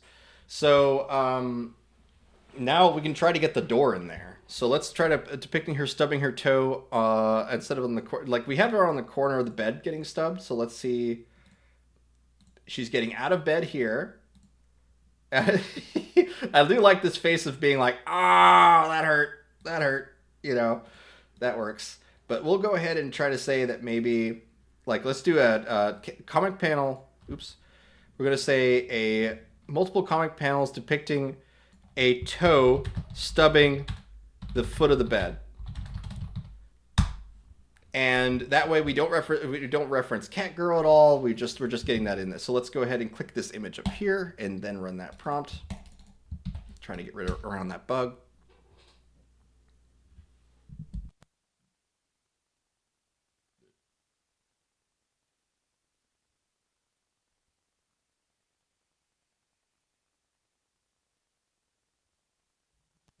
And this is also where your aspect ratio, again, becomes super important, okay? Because right now we're making really wide panels, as if this is an important moment. If we want it to be less important or we want to emphasize more panels, we maybe do something vertical instead, right? But let's go ahead and take a look at this. All right, so we didn't get any of the corners of the bed on this.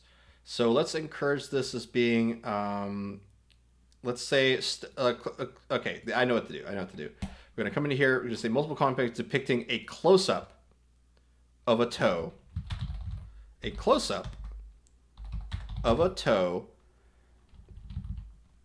smacking the corner, or not smacking, that's going to give us weird results. Slamming on the corner of the bed. Let's do on the foot of the bed.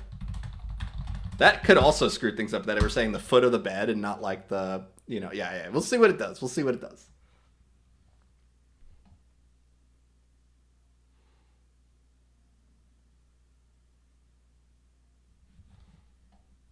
Oh, Lolo Soon, I didn't see you come in. Thank you so much for coming, man.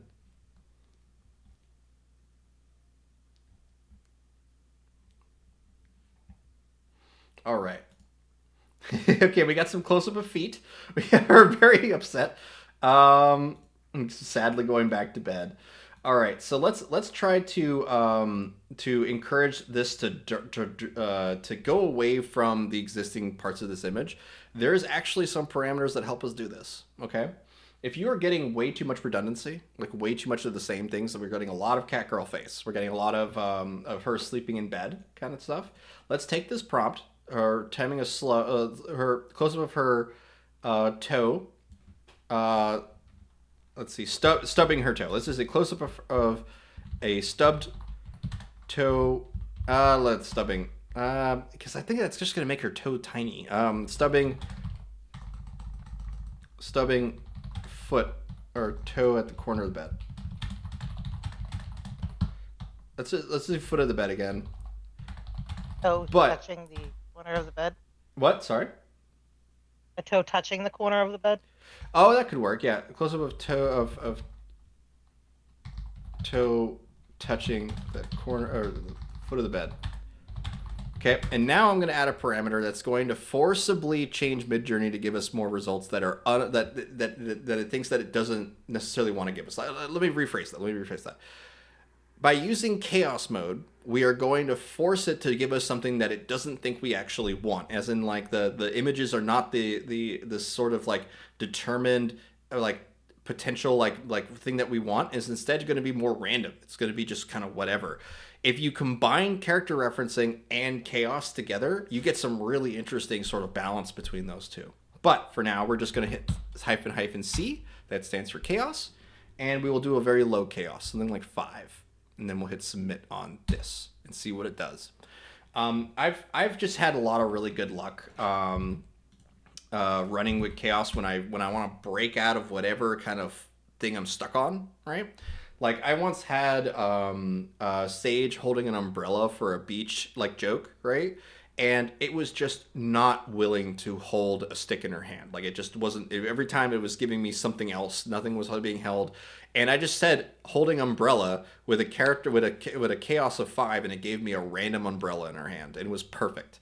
So let's see what chaos of 5. Oh, we got her all slouched and sleepy. Perfect. And her getting up. All right. So chaos seems to be helping us get us a little closer to what we want. So let's try increasing that to like 15. You run chaos mode 24/7. I do not recommend doing that. That's like playing with what is it? Riggedy Random or whatever his name is in RimWorld, right? It's just It's in chaos mode. Yeah, if everything's in chaos, there's no consistency between things. Unless you're using it the way we're doing, where we're just kind of heavily referencing existing parts of the image. Or Randy Random, the giver and taker of all. That's right, yeah.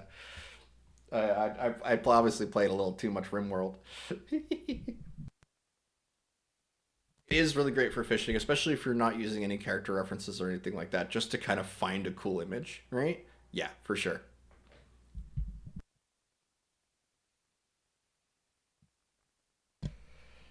Seeing as we're back at 50 people here, I want to first thank everyone for joining. Thank you so much. My name is Victor Gnarly. I'm a former visual effects artist for Cartoon Network. I've worked on shows like Moral Oral and Robot Chicken and a bunch of other things. I'm just so happy to have you guys all here hanging out and making stuff with us today. We're currently using the new the website editor here. It's giving us a little bit of issues right at the moment, like it's sometimes kicking back and forth certain things. So I need to do some annoying things to kind of get us back. So I click on the original prompt up here, then paste our prompt that we intend to make here, and do it that way instead of just doing iterative. There's a little bit of a bug going on right now. I can't really tell exactly what's going on, but But basically, I just have to click up here. Oh, and it just reloaded all of them. It is 100% a bug on. Oh my God! Look at her little cat feet. Look at the little cat feet. They have 4 toes. It has 4 toes. Okay. There you go. So it is working. It's just you have to reload the damn thing. Okay. All right. So let's go ahead and grab the one with the feet here because the feet are just too funny to me. That's too cute. This CREF is nice and representative. Okay. Let's load up Gompasta's link here. Okay. Awesome. Thank you. We now have a proper character reference for Nia. Perfect. Let's go ahead and open up the Midjourney editor here really quick. Oh, that's right. We're still down here. Cool. Sorry. You guys just didn't see any of that. My bad. But now that we have this toe here, let's try to encourage the toe by dragging the canvas again down this way.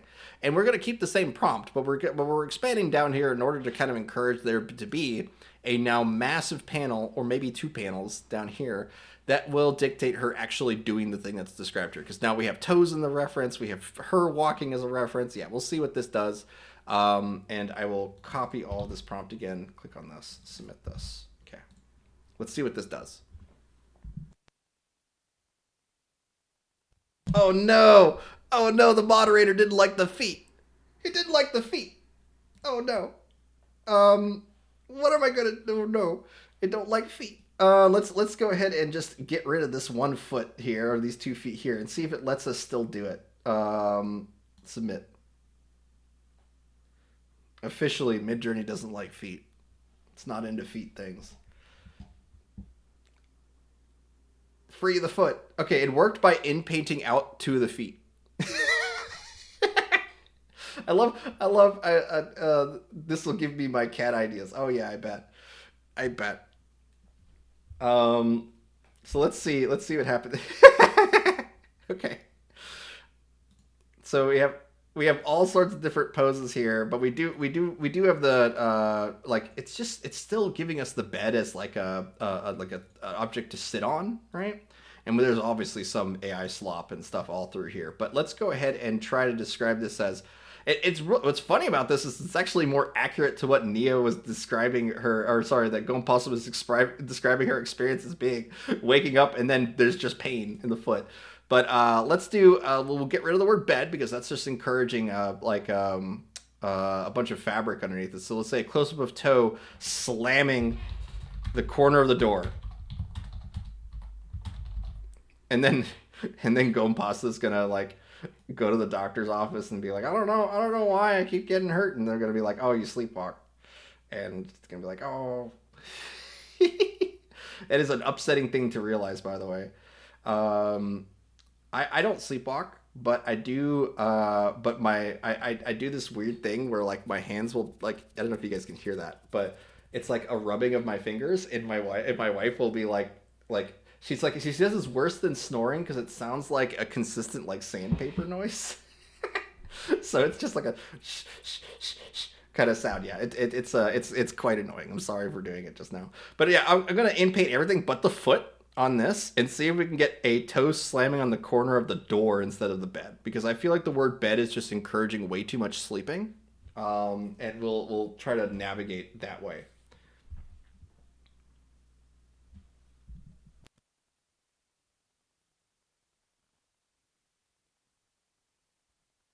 I also realize that I'm still working with chaos mode here, so we might want to get rid of that. We'll see what this does.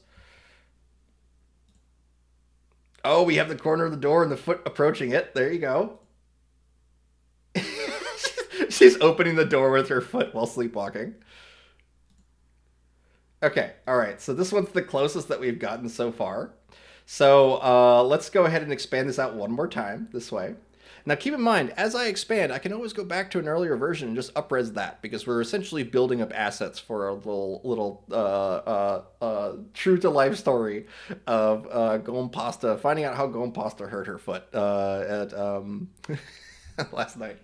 So let's go ahead and say multiple comments depicting a violent impact of violent impact of foot into door.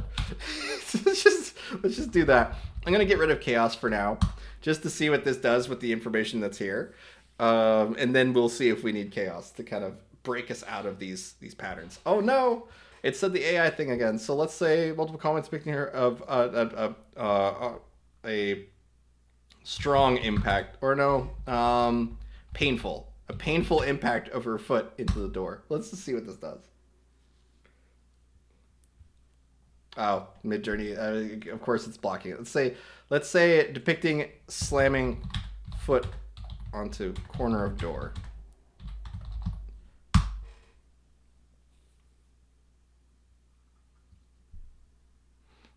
Yeah. Okay. So I'm getting a bunch of prompt. I feel like we're getting some AI filters related to feet on this one, guys.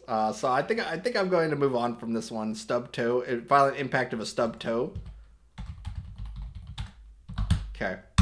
Let's try that. Let's see if just getting rid of the word foot is enough. I think the visual of the foot. Oh no, it did it. Oh, that editor moderation is just frustrating. Yeah, it is. It is right now, but it's okay. It's gonna get easier over time, I think. Okay, so stub toe by the. Oh no, the ow, ow, ow. That is a painful image. Oh Oh no. no, oh no. I'm so sorry what happened I'm to your very foot. uncomfy. Yeah. Let's move on from that one. That one's intense. Yeah, that's like Ah, I got it. you Look, I know, got it. you got it. Let's see. Let's see. I want to go back to the Discord images here. Okay, I see here. Okay, Kinky got the foot. Nice, nice. So let me just load that up really quick. So You can use one of those as an image reference right, in your right. style. There you go. There you go. Yeah. So it's like we now have a bunch of like feet coming out to the corner of the bed. So I like this third one a lot. I think that one works. And we could use this to as a reference here. But I want to first really quickly encourage this though, because like this is such a ridiculous result. If we look at these. Anytime I emphasize on feet, you guys just go ham, and I'm not really. Well, okay, I'll move on. I'll move on. But I want to first show you guys this though. Tablet. There we go. Okay, so we have these very painful images of feet. This very painful picture of a foot here. Let's go ahead and grab Kinky's image here, and then use that as a reference. Copy. Okay. And I'll come back into here and I'll do hyphen hyphen cref and then paste this and say a violent impact of a foot into the door. And we'll hit submit. This is going to give us a more realistic human foot rather than the kind of like cutesy cat feet that we have. And it blocks it. So let's do stub toe again. This is going to violent impact of a stub toe.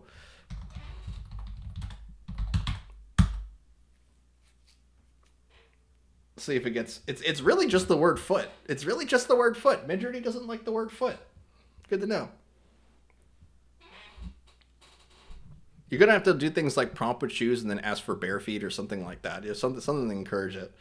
But you'll notice that with Kinky's result, it's instantly a humanoid foot, which is that's what you want, that's what you get. But look, it made it four-toed as well because it sees the four toes in the existing image here and just goes with it. There's also only four toes in the reference technically, so that's probably encouraging that too. So yeah, very funny though, very funny. If we now drop the character weight, so let me see if this will error us out again.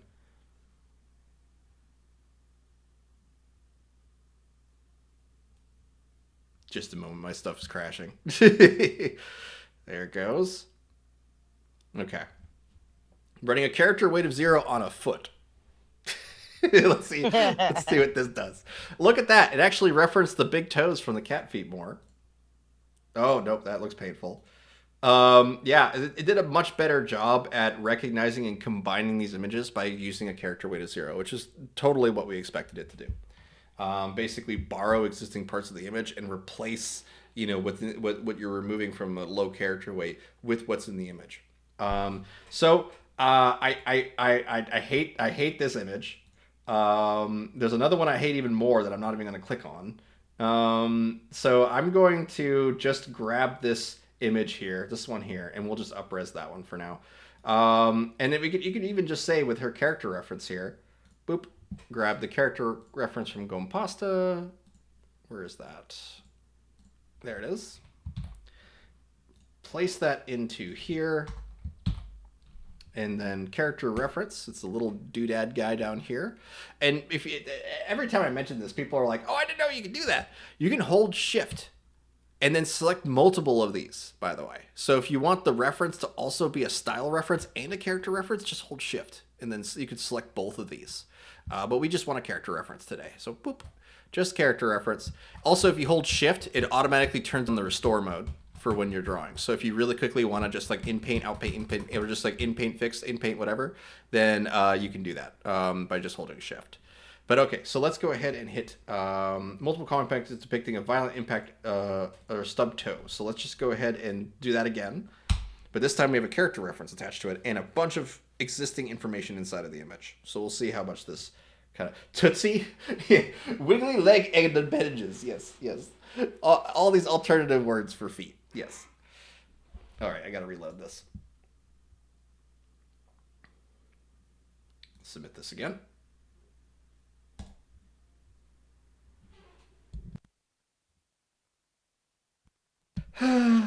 Okay, this time I didn't even mention foot, and it's still doing it. It's the character reference kind of failed on us here. So let's see what. Wait, why is this? Okay, all right. Let's go ahead and stubbed her toe on the big. Yep. Okay, so I'm gonna hit submit on this and see if it still does the AI filter thing. Yep. Okay. So Stutz are tootsies. Let's do the tootsies. Let's violent impact for stubbed tootsie. This is from Bogan. If this works, I'm gonna laugh. And it didn't. Okay, all right. So I am not laughing. I refuse to laugh. And so let's go ahead and grab this here, and then It is unfunny. It is unfunny. Yeah, her paw. Let's see. Her. Yep, it's still. I really do think it's the existing feet in the image that's now doing it. But let's get rid of all the references here and say multiple comic panels. Just see if this has to do anything with the text or maybe even the character reference. Probably not the character reference. It's a very tame image. And yeah, it's the feet. So let's go ahead and try to encourage a fix for this. So we maybe if we just get rid of one of the feet. Keep in mind there is a history, right? So we can upres this at any time and just hit submit. And let's see if this is enough to bypass the filter. And it is. Okay, so that's the trick, guys. Just delete some feet.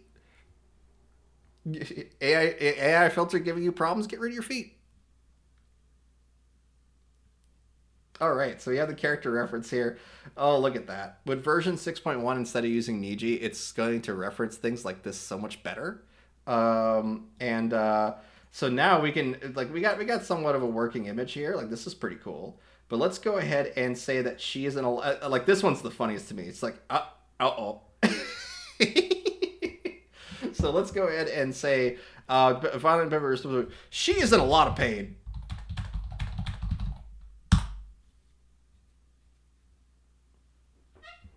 Refeet. How to feet to filter. Okay, are you going to make a mood board of just feet?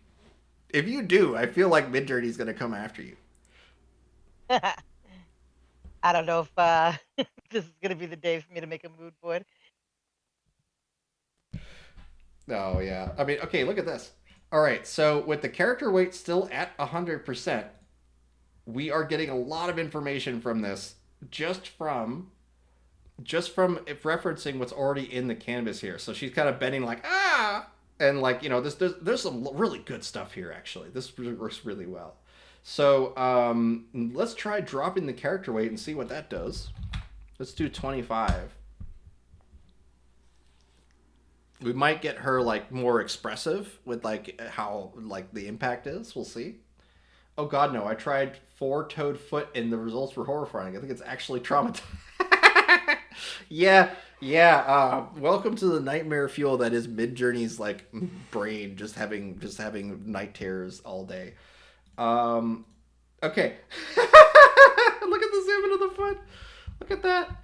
That's great. She's like, ah. Okay. All right. Okay. Yes. Yes. Okay. So this is what I'm gonna do. This is what I'm gonna do for you guys. I'm gonna upres a bunch of these because there is some good stuff here that only requires a little bit of in painting to fix. Okay. So we will just go ahead and first I need to actually get more of my canvas here. So let's. How do I do this inside of this? I don't want to shrink the thing. All right, I got to go to zoom. This is kind of annoying. You notice that I have to like scroll down here. I could normally zoom this out, but let's just go ahead and hit upscale on all the ones that I think are funny. So let's do this one, this one, this one. It's pretty fun expression, but I do really like the kind of gritting teeth here. I'll upscale that one too. Hey, Victor, I'm going to step away for just a moment and I'll be right back. Yeah, sounds good. And then I'll upscale this one. Okay, so we got 5 images currently upscaling.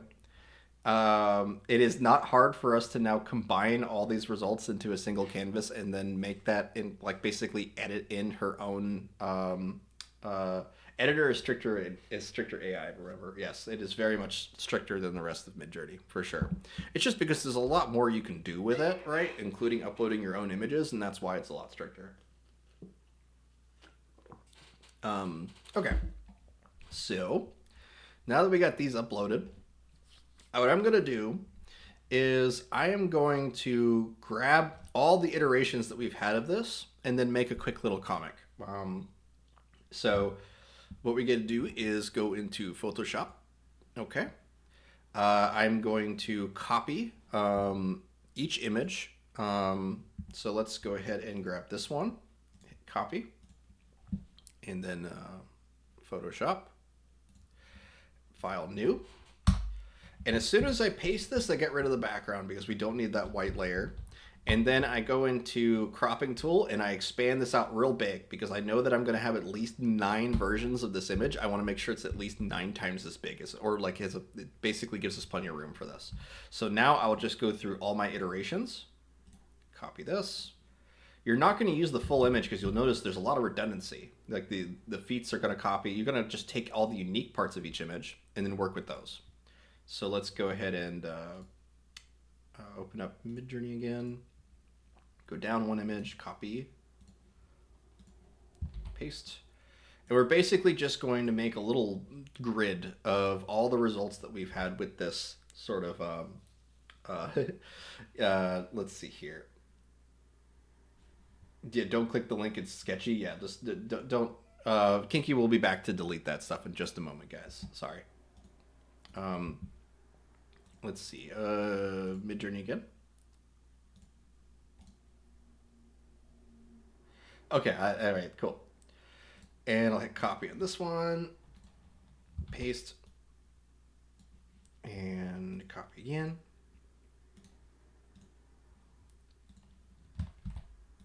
Almost done. Because all of our iterations are saved, we can easily go back and grab the highest resolution one, which is the first one we worked with, whichever was the first one we inpainted and finished. As soon as we start zooming out of that, it actually lowers in resolution. You'll see what I mean in just a moment. So we have all these images here, including the first one. You'll notice it's much smaller, right? Because we haven't up-resed it yet. So I'll quickly do that. Let me go into Midjourney here, and I'll hit upscale. We'll do both creative and subtle. I rarely only click one of them, by the way. I really like to see the results that creative outputs. But we'll let these two render, and then tell a little story about how Gom Pasta got hurt this morning. Let's see here. I'll let that render just for a moment, and I'll take a couple sips of my drink here. I'll be back in just a sec. I'm still here. I'm just getting rid of this link because it's not supposed to be there.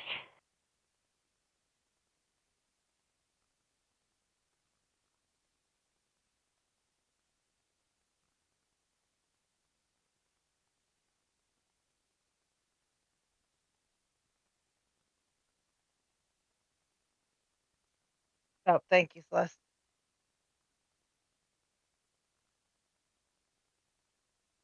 I had just sent the report, so some mod's gonna come in and be like, "Where is it?" Yeah, shady fake Steam activation links. Don't click Uh-huh. them. Not even once. Not Like even meth. once. like meth. Yeah, like meth. There you go. All right, let's All click right, the one now I'll we. be right back. Okay, all right. We're gonna copy the creative version because I like the creative version more. It did better with their feet here. We will have to inpaint a bare foot in here, but I'm gonna do that in Photoshop really quick. Oh, just because it's a little easier since we've already got everything already there. So, all right, Photoshop, paste this. Now we have a nice big version of it. And you'll notice this is something that will happen as you start expanding out with your canvases because Midjourney images all have a set amount of pixels, right? So if you do a very vertical aspect ratio, the image is taller, but the width of it has been compensated for that height. So basically, as long as you don't change your aspect ratios, it's really easy to do iterations through smart layers. Okay. So if say like I only wanted to make a minor change on one of these, then the only thing I have to do is basically layer them together and save that change that I made. So now that we have this here, we want you guys to pay attention to some of the details here. Okay, so we have her hand right, kind of clasped here on the bottom of her hand. You can see that it's just recognize this shape. Okay. Now I am going to go to all the versions that we had up-resed, okay? Like all the versions of the canvases that we had expanded on. Look at how much her hand is going to change between each one of these versions. Her hand is open on here. Her hand is also open here. Oh, let's go down.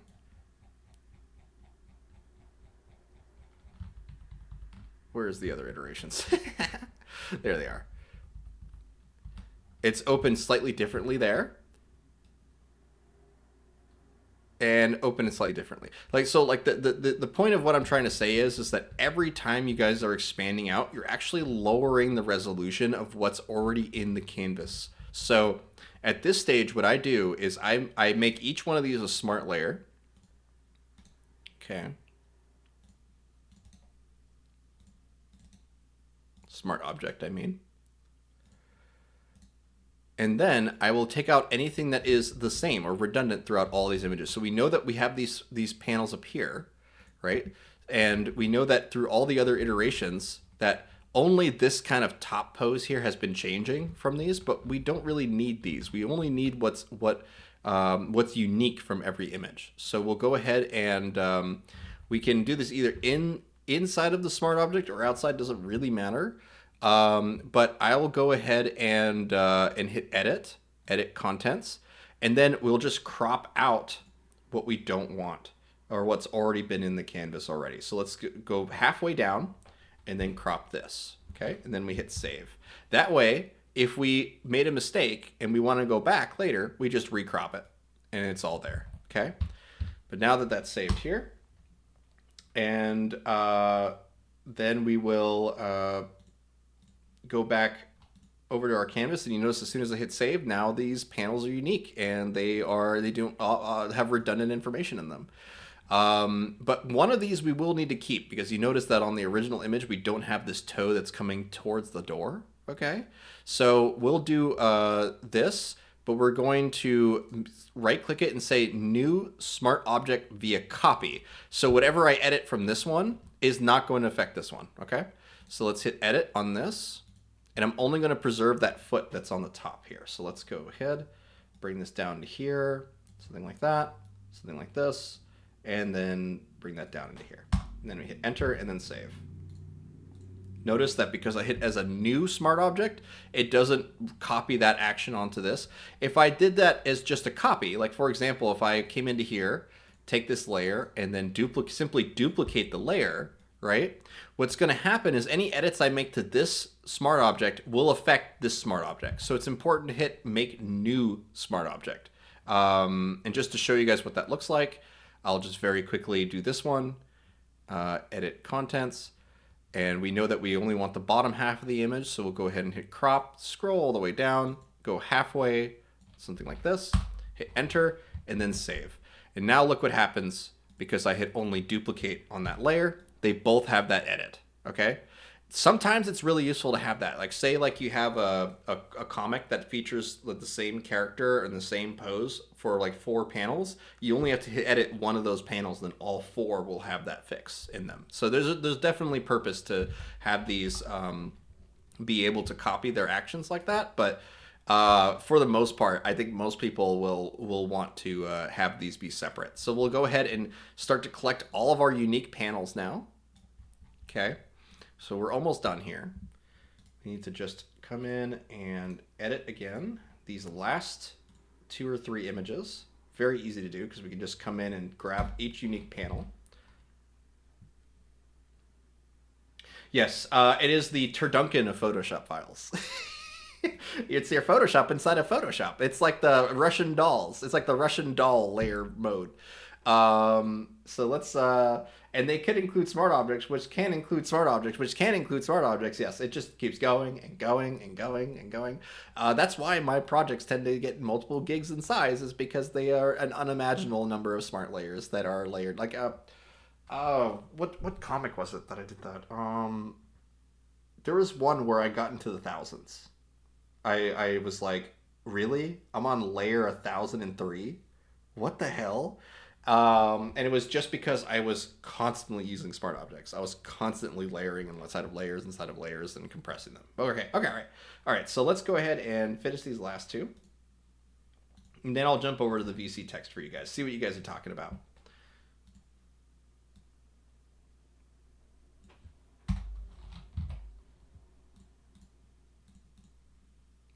Last one.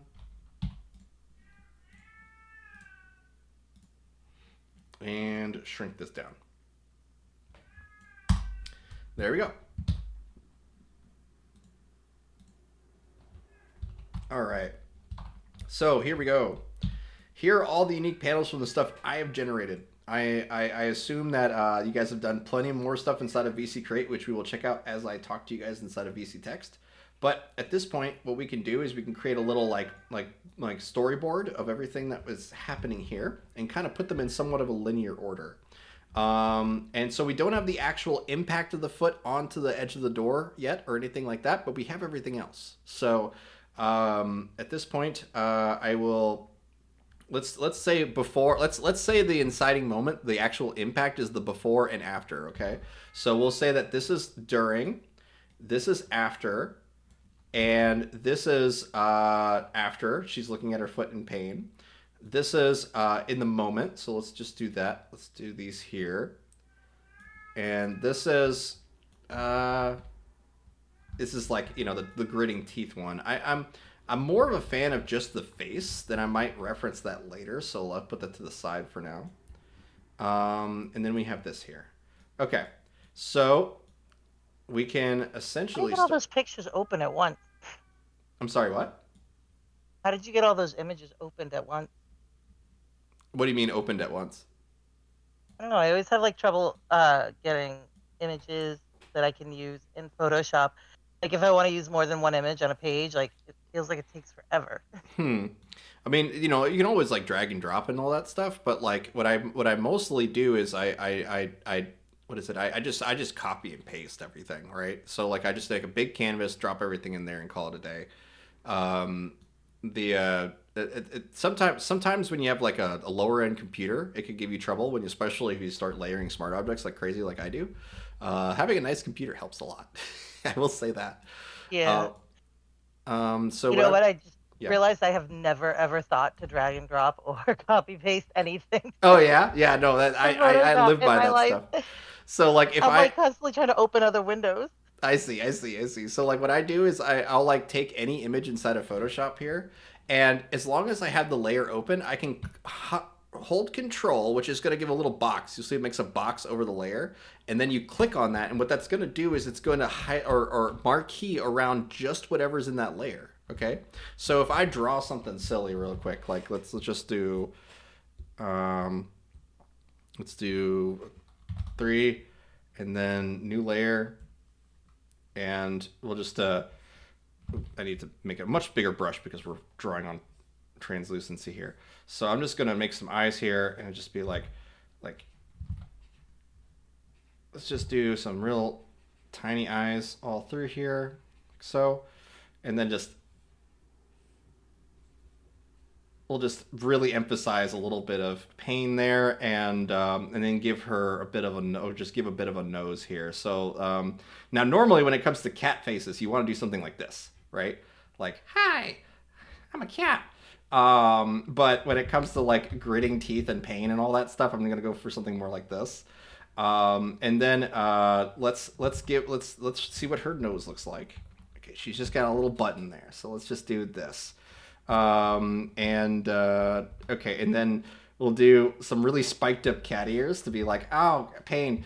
And so I'll do that as kind of like a little bit of a Christmas tree kind of like effect here. Okay, and give a little bit of hair. Let's do like something like this. Okay, and this is a really crappy drawing. I recognize that, but the reason I'm doing this is because I wanted to show to Kinky really quick that you can take raw line art like this, hold Control, and then click on the layer, and it will marquee just the line art. Okay, and now, as long as I have the move tool selected, I can not only move it inside of the canvas, of course, but I can copy it, jump us back over to Discord.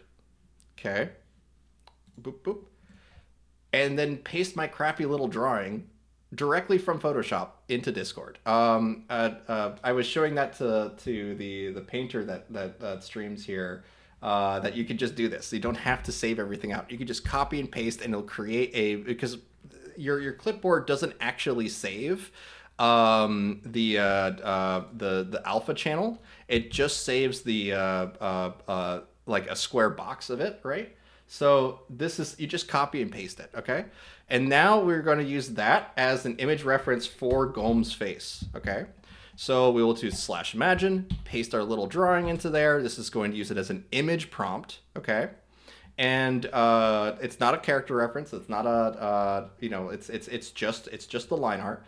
We're going to take her character reference, which I think somebody used here. Let's check if that's it. Yes, it is. Okay. And now I'm going to paste that as a cref on top of the line art, and I'm going to describe this as she is in pain. She's in a lot of pain. Okay? Separate those two concepts out, and we'll first run this as a version 6.1 and then see what we need to do. If we need to go to Niji, if we don't, we'll see. But the whole point of using the line art that we just drew is to force the composition into a particular output, like into a particular shape. I do this all the time, and this is why I encourage everyone here to get a drawing tablet, because it lets you control the composition of the image, okay? So we now have her basically in a position, right? Close-up face, eyes, teeth, that kind of stuff. All of it's being realized, but the character reference is dramatically taking over at this point. So we will do a re-roll of this and then add first an image weight. We can go as high as 3, but we're going to do 2.5 just to give us a little bit of wiggle room. What this does is it takes the image that's inside of the prompt, which is this guy here, not the character reference, the image prompt, and then makes it heavier or more important for the prompt. So it listens less to what's in the rest of the prompt and more into what's here. Okay, I'm going to hit submit on this, and we'll see how dramatic or how minimalist this goes, because it's going to look at all the minimalist line work and then take it from there.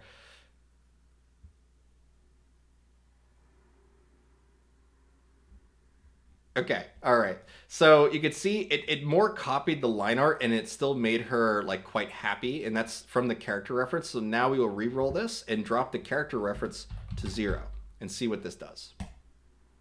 And the reason I'm doing this in an iterative way, guys, is because I want to see at what point does the thing that I want it to do the thing, because now I can just repeat that action again and again and again until I get what I want. Okay. So did you try to make a character sheet of just my crappy drawing? Yes, you did. Okay, all right. So now we have this kind of aggressive, right? Because we dropped the character weight all the way. It is looking at my line art. It's ignoring most of the character reference and just kind of doing its best to bring that all into place here. So let's go ahead and re-roll this, and let's put a little bit more character weight into it. So let's do like 20 instead. And then we can even describe like more of what we want her to be doing here, like gritting teeth, angry, that kind of stuff, or just upset. We can encourage that more. What's really funny is you can make like these silly meme faces with this, where like there's like an intense like kind of like moment, where it's just that's the face you want to emphasize on. We can take advantage of that here. So we have a couple of them here. Like I would say this first one here is pretty good because it gives us like the general pose that we need. So now I can hit variation subtle. You were talking about wizardry earlier. I'm going to do variation subtle, and I'm just going to get rid of the drawing that I made on the variation subtle. Okay. It's okay that image weight's left in there. It doesn't do anything if you leave it in there without an image. It's an empty parameter at that point. It doesn't do anything. But the main benefit of doing variation subtle and then removing the line art is that the minimalism that the line art introduces is removed. Okay, so we have a lot of the same image through here, but you see the hair is starting to get a little more complex, a little more interesting. So now we can come back up to the prompt here, hit variation subtle again, and I'm just going to increase the character weight. Let's increase it to like 80, and then drop that image entirely from that, and then hit submit. We could also do this as a variation strong, but that will change the composition of the image. So let's just see what that does right off the bat. Look at all these. You're trying to do the expression sheets. That's funny. All right, so it's not changing too much. I normally am used to just changing a lot more of the image than this. So let's go ahead and go back and do variation subtle. But let's actually turn on Niji6 this time, just because we did make the character in Niji6. So why not do this? Okay. Character reference, take out the drawing, and then hit submit. I'm also going to do this as a variation strong. Even though it's going to get rid of the composition, we might be able to get something neat out of this anyway. And switch the character weight to 80 on this, and then hit submit. Sorry, I'm kind of speed running through this part, guys. You can see variation strong did a lot of... Oh, no, that's the subtle. Huh. All right, that's doing some weird stuff. But there we go. We got angry face from Gom Pasta right off the bat. That's a face of pain, silly, weird face, right? And you're just... That's your character reference. Okay. Oh, okay, yes, you made a new character reference of her upset to do that. Perfect. Awesome. Okay. She is in a lot of pain. Here is what I was aiming for, though. Okay. Now we have the character weight dominating the results. And it's a variation strong, so it's going to recontextualize the composition. But this is very, very useful now because we can be like, oh, we have her now in extreme pain. I can now existential tread. Yeah.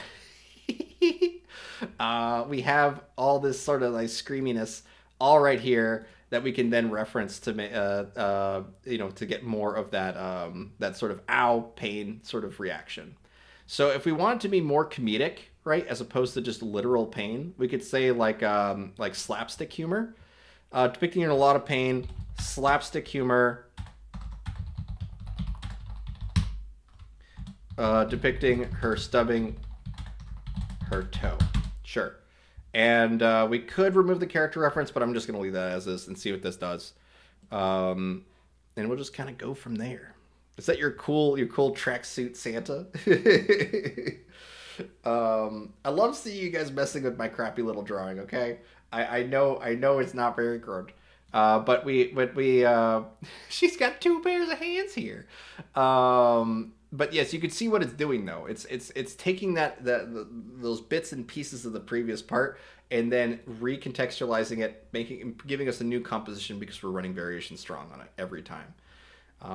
Yeah, there you go. So at this point, wait. Miss Nameless pointing the gun here is amazing. I love this. Yes, this is great.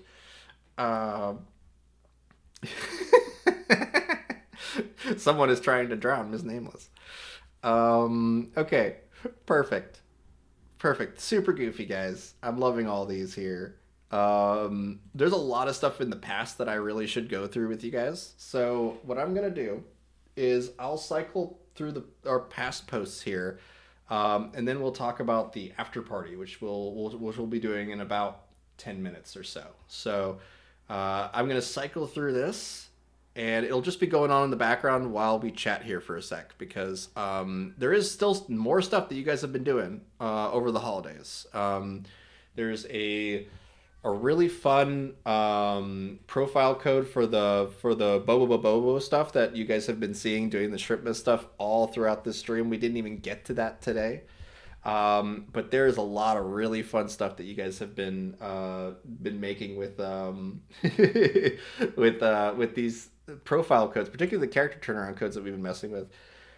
I want to know though from you guys, how much would you guys want to do another drawing stream? Like, because I know that that always gets an initial reaction, then people start to drop off because they don't have drawing tablets themselves.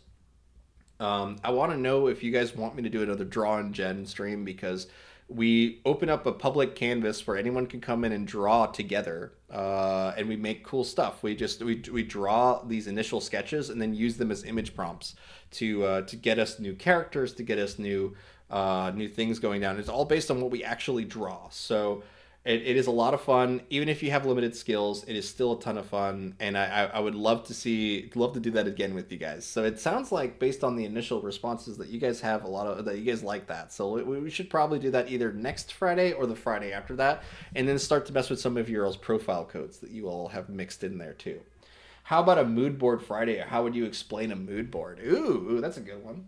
I definitely did that on when we first demoed mood boards, right? But that was right when it came out. So there's a lot of like new or rough stuff because of that. Like I made a couple mistakes when we were working with that, and the server was hicking up because it was brand new and everyone was slamming the servers at the time.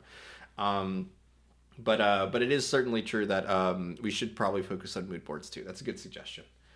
Um, Bert said, I bought a drawing tablet based on your draw and gen stream. So yes, me. I even took Moorbacher's advice on brand. That's awesome. That's so cool. I love that. I love hearing that.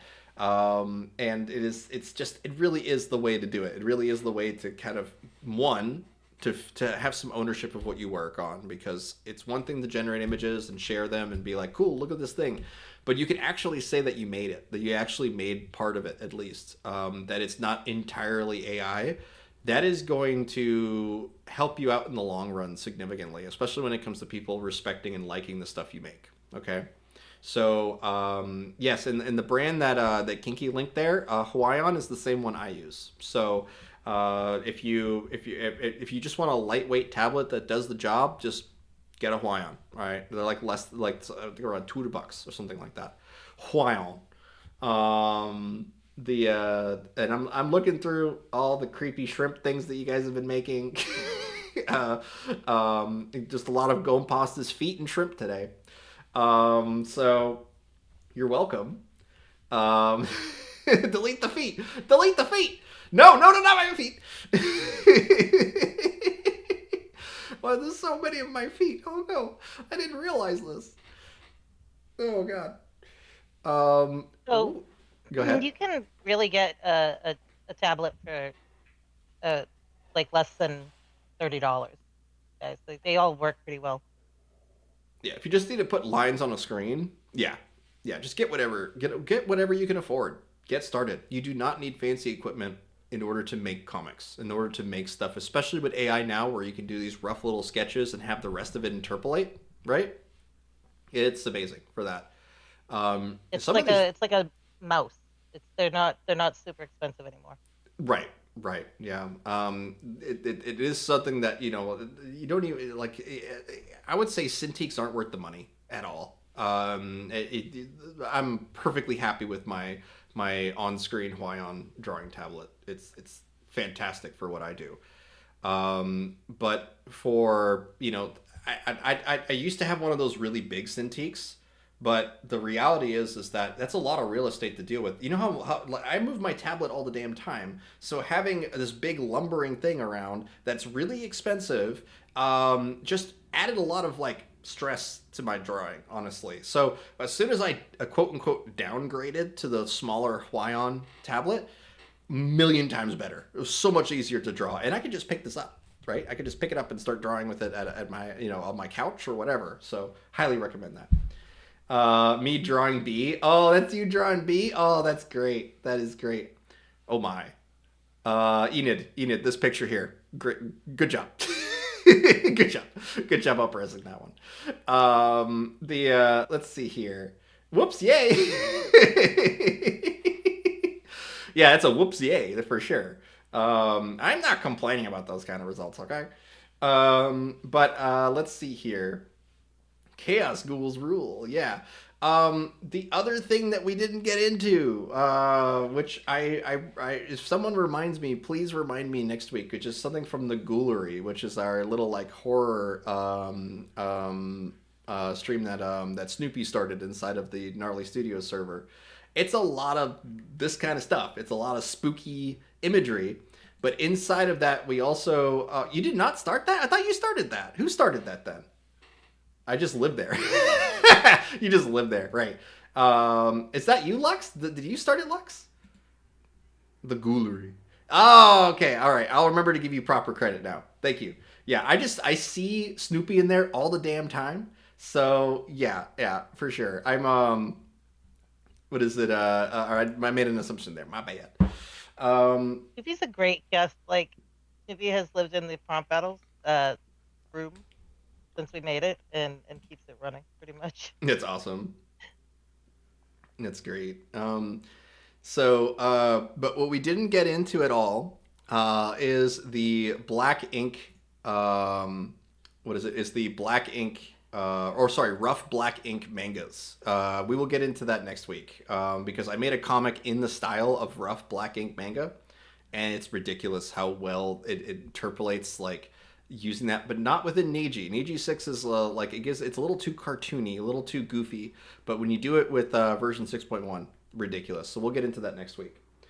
Okay, all right. Well, it has been a lot of fun deep diving. Next time I've done Gom Pasta's characters now 2 or 3 times, so I'm gonna move on to someone else next time. But this was a lot of fun. I'm really glad that they had contributed that profile code that started all this with the turnaround sheets. So thank you so much for providing that, because they've been incredibly useful for making the characters consistent across the worlds that we play in. All right.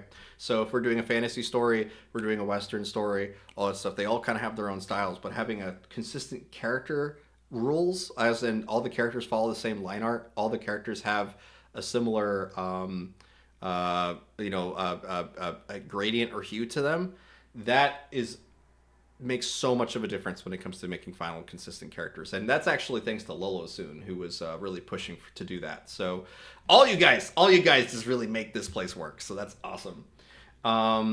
Okay. All right. And we're back up to the original output from Gom Pasta's comic here.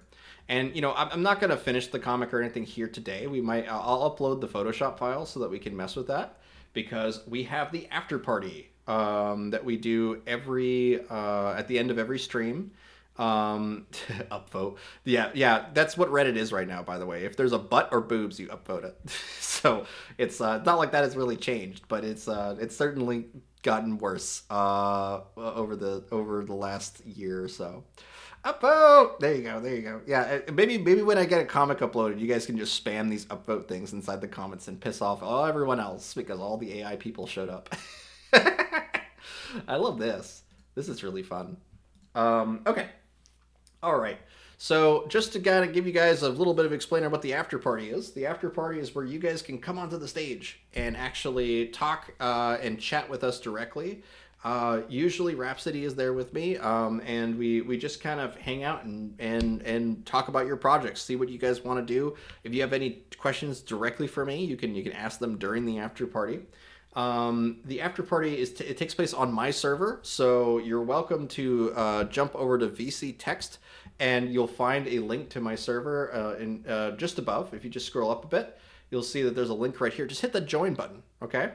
And you'll be able to hop in. Thank you so much for linking that, Kinky. I really appreciate it. Anytime. But if you click that join button on the Gnarly Studio server, you just hop in the voice chat, the show after the show, and you'll be able to hang out, ask you questions, do just it's hang out. Like honestly, just hang out. Like there are people that live there.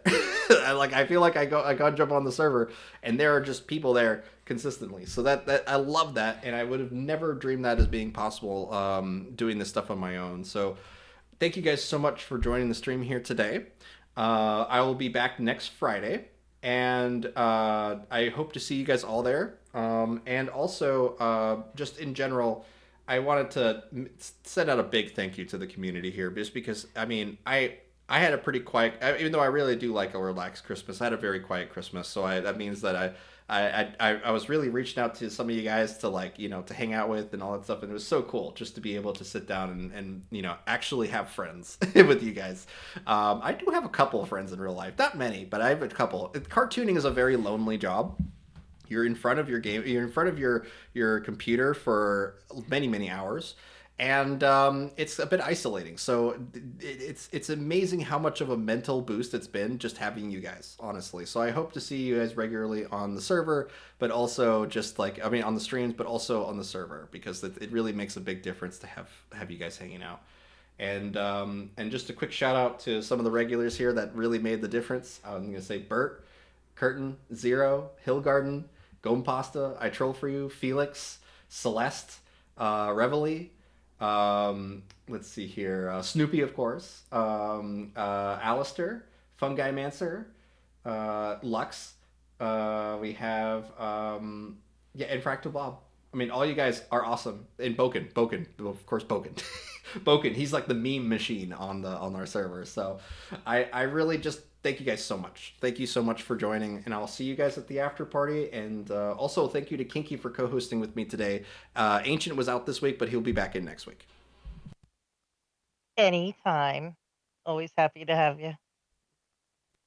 All right, guys. No, thank you so much, and you guys have a wonderful night. I will see you over on my server. Bye bye. Bye.